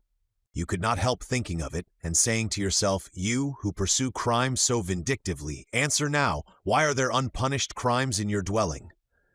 The Baroness became pale. You were saying this, were you not? Well, I own it. I will answer you. Villefort drew his armchair nearer to Madame Danglars. Then, resting both hands upon his desk, he said in a voice more hollow than usual, There are crimes which remain unpunished because the criminals are unknown, and we might strike the innocent instead of the guilty. But when the culprits are discovered— Villefort here extended his hand toward a large crucifix placed opposite to his desk. When they are discovered, I swear to you, by all I hold most sacred, that whoever they may be, they shall die. Now, after the oath I have just taken, and which I will keep, madame, dare you ask for mercy for that wretch? But, sir, are you sure he is as guilty as they say? Listen, this is his description. Benedetto, condemned at the age of 16 for 5 years to the galleys for forgery.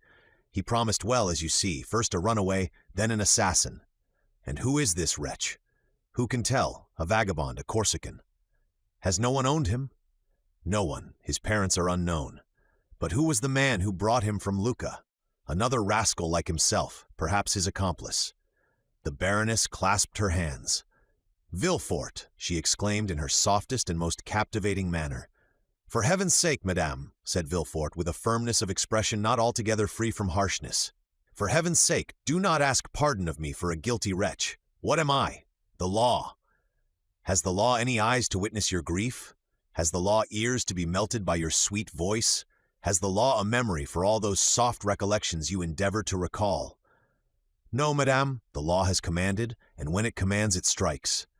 You will tell me that I am a living being and not a code, a man and not a volume. Look at me, madame, look around me. Has mankind treated me as a brother? Have men loved me? Have they spared me? Has anyone shown the mercy towards me that you now ask at my hands? No, madame, they struck me, always struck me. Woman siren that you are, do you persist in fixing on me that fascinating eye which reminds me that I ought to blush? Well, be it so. Let me blush for the faults you know, and perhaps for even more than those. But having sinned myself, it may be more deeply than others, I never rest till I have torn the disguises from my fellow creatures and found out their weaknesses. I have always found them, and more. I repeat it with joy, with triumph. I have always found some proof of human perversity or error. Every criminal I condemn seems to me living evidence that I'm not a hideous exception to the rest. Alas, alas, alas, all the world is wicked, let us therefore strike at wickedness. Villefort pronounced these last words with a feverish rage, which gave a ferocious eloquence to his words. But, said Madame Danglars, resolving to make a last effort, this young man, though a murderer, is an orphan, abandoned by everybody. So much the worse, or rather so much the better. It has been so ordained that he may have none to weep his fate. But this is trampling on the weak, sir. The weakness of a murderer. His dishonor reflects upon us. Is not death in my house? Oh, sir, exclaimed the Baroness. "You are without pity for others. Well, then, I tell you they will have no mercy on you." "Be it so," said Villefort, raising his arms to heaven with a threatening gesture. "At least delay the trial till the next assizes. We shall then have 6 months before us." "No, madame," said Villefort. "Instructions have been given. There are yet 5 days left. 5 days are more than I require. Do you not think that I also long for forgetfulness? While working night and day, I sometimes lose all recollection of the past, and then I experience the same sort of happiness I can imagine the dead feel. Still, it is better than suffering." "But, sir, he has fled. Let him escape. Inaction is a pardonable offense." "I tell you it is too late. Early this morning the telegraph was employed, and at this very minute—" "Sir," said the valet de chambre, entering the room, "a dragoon has brought this dispatch from the Minister of the Interior." Villefort seized the letter and hastily broke the seal. Madame Danglars trembled with fear. Villefort started with joy. "Arrested!" he exclaimed. "He was taken at Compiègne, and all is over." Madame Danglars rose from her seat, pale and cold. "Adieu, sir," she said. "Adieu, madam," replied the king's attorney, as in an almost joyful manner he conducted her to the door. Then, turning to his desk, he said, striking the letter with the back of his right hand, "Come, I had a forgery, 3 robberies, and 2 cases of arson. I only wanted a murder, and here it is. It will be a splendid session." Chapter 100. The Apparition. As the procureur had told Madame Danglars, Valentine was not yet recovered. Bowed down with fatigue, she was indeed confined to her bed, and it was in her own room, and from the lips of Madame de Villefort, that she heard all the strange events we have related. We mean the flight of Eugénie and the arrest of Andrea Cavalcanti, or rather Benedetto, together with the accusation of murder pronounced against him. But Valentine was so weak that this recital scarcely produced the same effect it would have done had she been in her usual state of health. Indeed, her brain was only the seat of vague ideas, and confused forms, mingled with strange fancies, alone presented themselves before her eyes.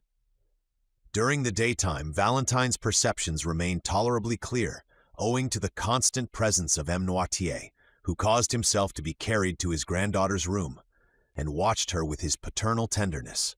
Villefort also, on his return from the law courts, frequently passed an hour or two with his father and child. At 6 o'clock, Villefort retired to his study. At 8, M. d'Avrigny himself arrived, bringing the night draught prepared for the young girl, and then Noirtier was carried away.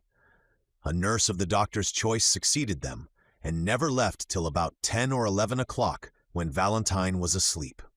As she went downstairs, she gave the keys of Valentine's room to M. de Villefort, so that no one could reach the sick room excepting through that of Madame de Villefort and little Edward.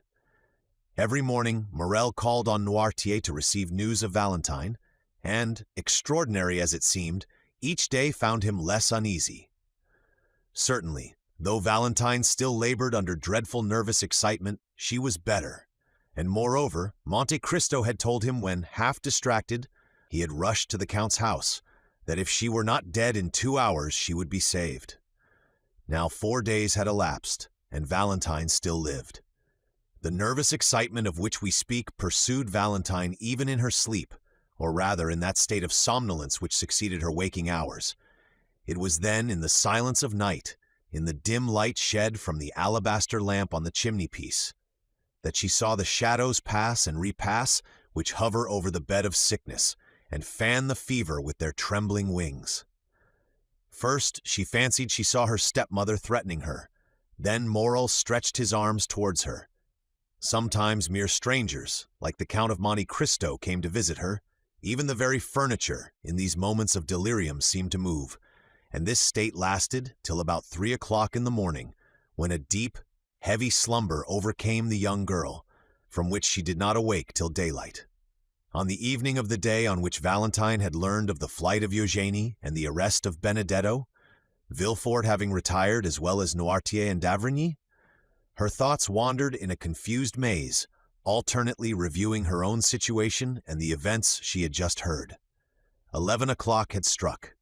The nurse, having placed the beverage prepared by the doctor within reach of the patient and locked the door, was listening with terror to the comments of the servants in the kitchen and storing her memory with all the horrible stories which had for some months past amused the occupants of the antechambers in the house of the king's attorney. Meanwhile, an unexpected scene was passing in the room which had been so carefully locked.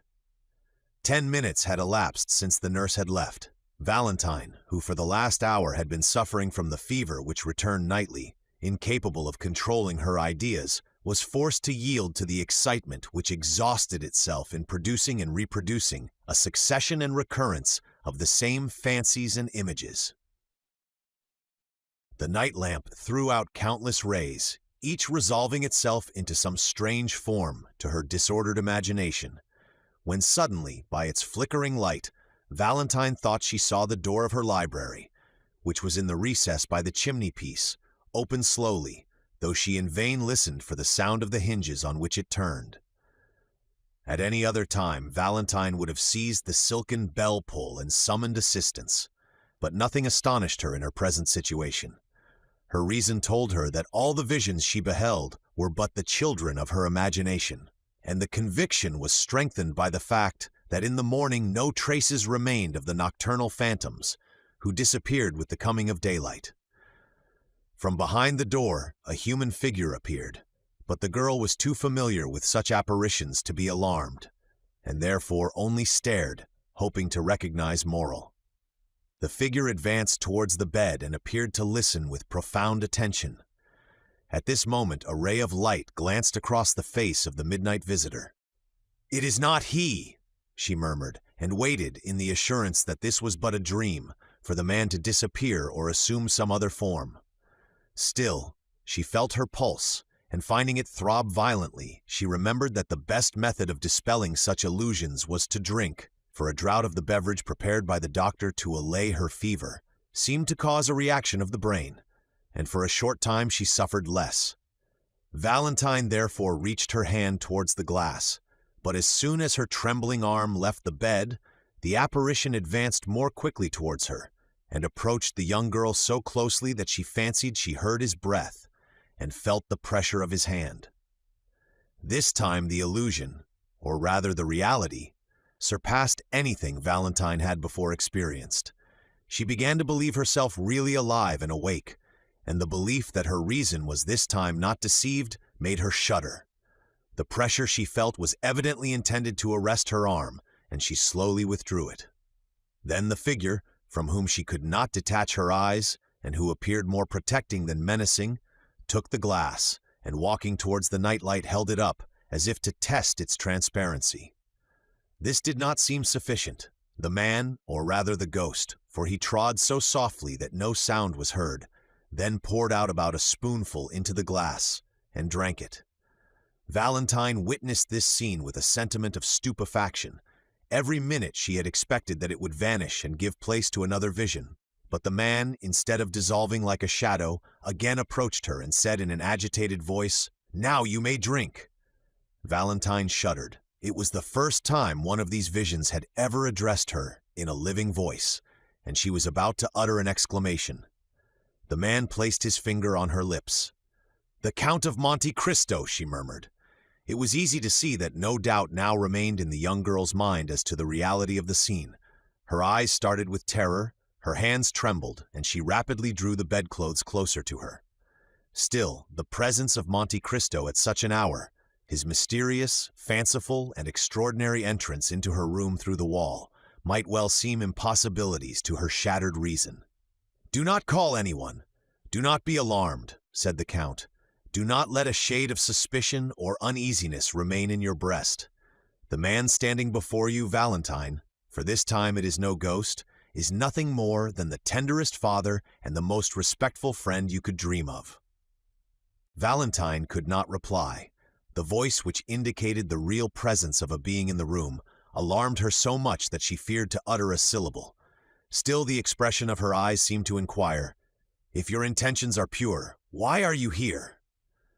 The Count's marvelous sagacity understood all that was passing in the young girl's mind. "Listen to me," he said, "or rather, look upon me. Look at my face, paler even than usual, and my eyes, red with weariness. For 4 days I have not closed them. for I have been constantly watching you to protect and preserve you for Maximilian." The blood mounted rapidly to the cheeks of Valentine, for the name just announced by the Count dispelled all the fear with which his presence had inspired her. "Maximilian!" she exclaimed, and so sweet did the sound appear to her that she repeated it. "Maximilian! Has he then owned all to you?" "Everything. He told me your life was his, and I have promised him that you shall live." "You have promised him that I shall live?" "Yes. But, sir, you spoke of vigilance and protection. Are you a doctor?" "Yes, the best you could have at the present time, believe me." "But you say you have watched?" said Valentine uneasily. "Where have you been? I have not seen you." The Count extended his hand towards the library. "I was hidden behind that door," he said, "which leads into the next house, which I have rented." Valentine turned her eyes away, and with an indignant expression of pride and modest fear exclaimed, "Sir, I think you have been guilty of an unparalleled intrusion, and that what you call protection is more like an insult." "Valentine," he answered, "during my long watch over you, all I have observed has been what people visited you, what nourishment was prepared, and what beverage was served. Then, when the latter appeared dangerous to me, I entered, as I have now done, and substituted, in the place of the poison, a healthful draught, which, instead of producing the death intended, caused life to circulate in your veins." "Poison! Death!" exclaimed Valentine, half believing herself under the influence of some feverish hallucination. "What are you saying, sir?" "Hush, my child," said Monte Cristo, again placing his finger upon her lips. "I did say poison and death. But drink some of this." And the Count took a bottle from his pocket, containing a red liquid, of which he poured a few drops into the glass. "Drink this, and then take nothing more tonight." Valentine stretched out her hand, but scarcely had she touched the glass when she drew back in fear. Monte Cristo took the glass, drank half its contents, and then presented it to Valentine, who smiled and swallowed the rest. "Oh, yes," she exclaimed, "I recognize the flavor of my nocturnal beverage which refreshed me so much and seemed to ease my aching brain. Thank you, sir, thank you." "This is how you have lived during the last 4 nights, Valentine," said the Count. "But oh, how I passed that time! Oh, the wretched hours I have endured! The torture to which I have submitted when I saw the deadly poison poured into your glass, and how I trembled lest you should drink it before I could find time to throw it away." "Sir," said Valentine at the height of her terror, "you say you endured tortures when you saw the deadly poison poured into my glass. But if you saw this, you must also have seen the person who poured it?" "Yes."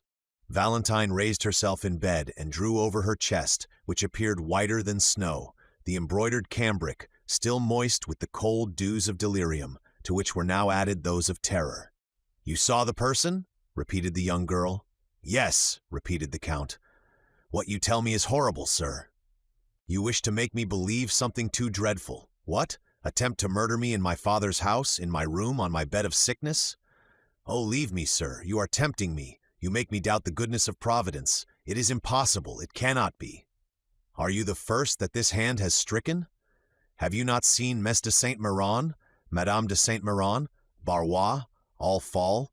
Would not Miss Noirtier also have fallen a victim, had not the treatment he has been pursuing for the last 3 years neutralized the effects of the poison?" "Oh, heaven," said Valentine, "is this the reason why Grandpapa has made me share all his beverages during the last month?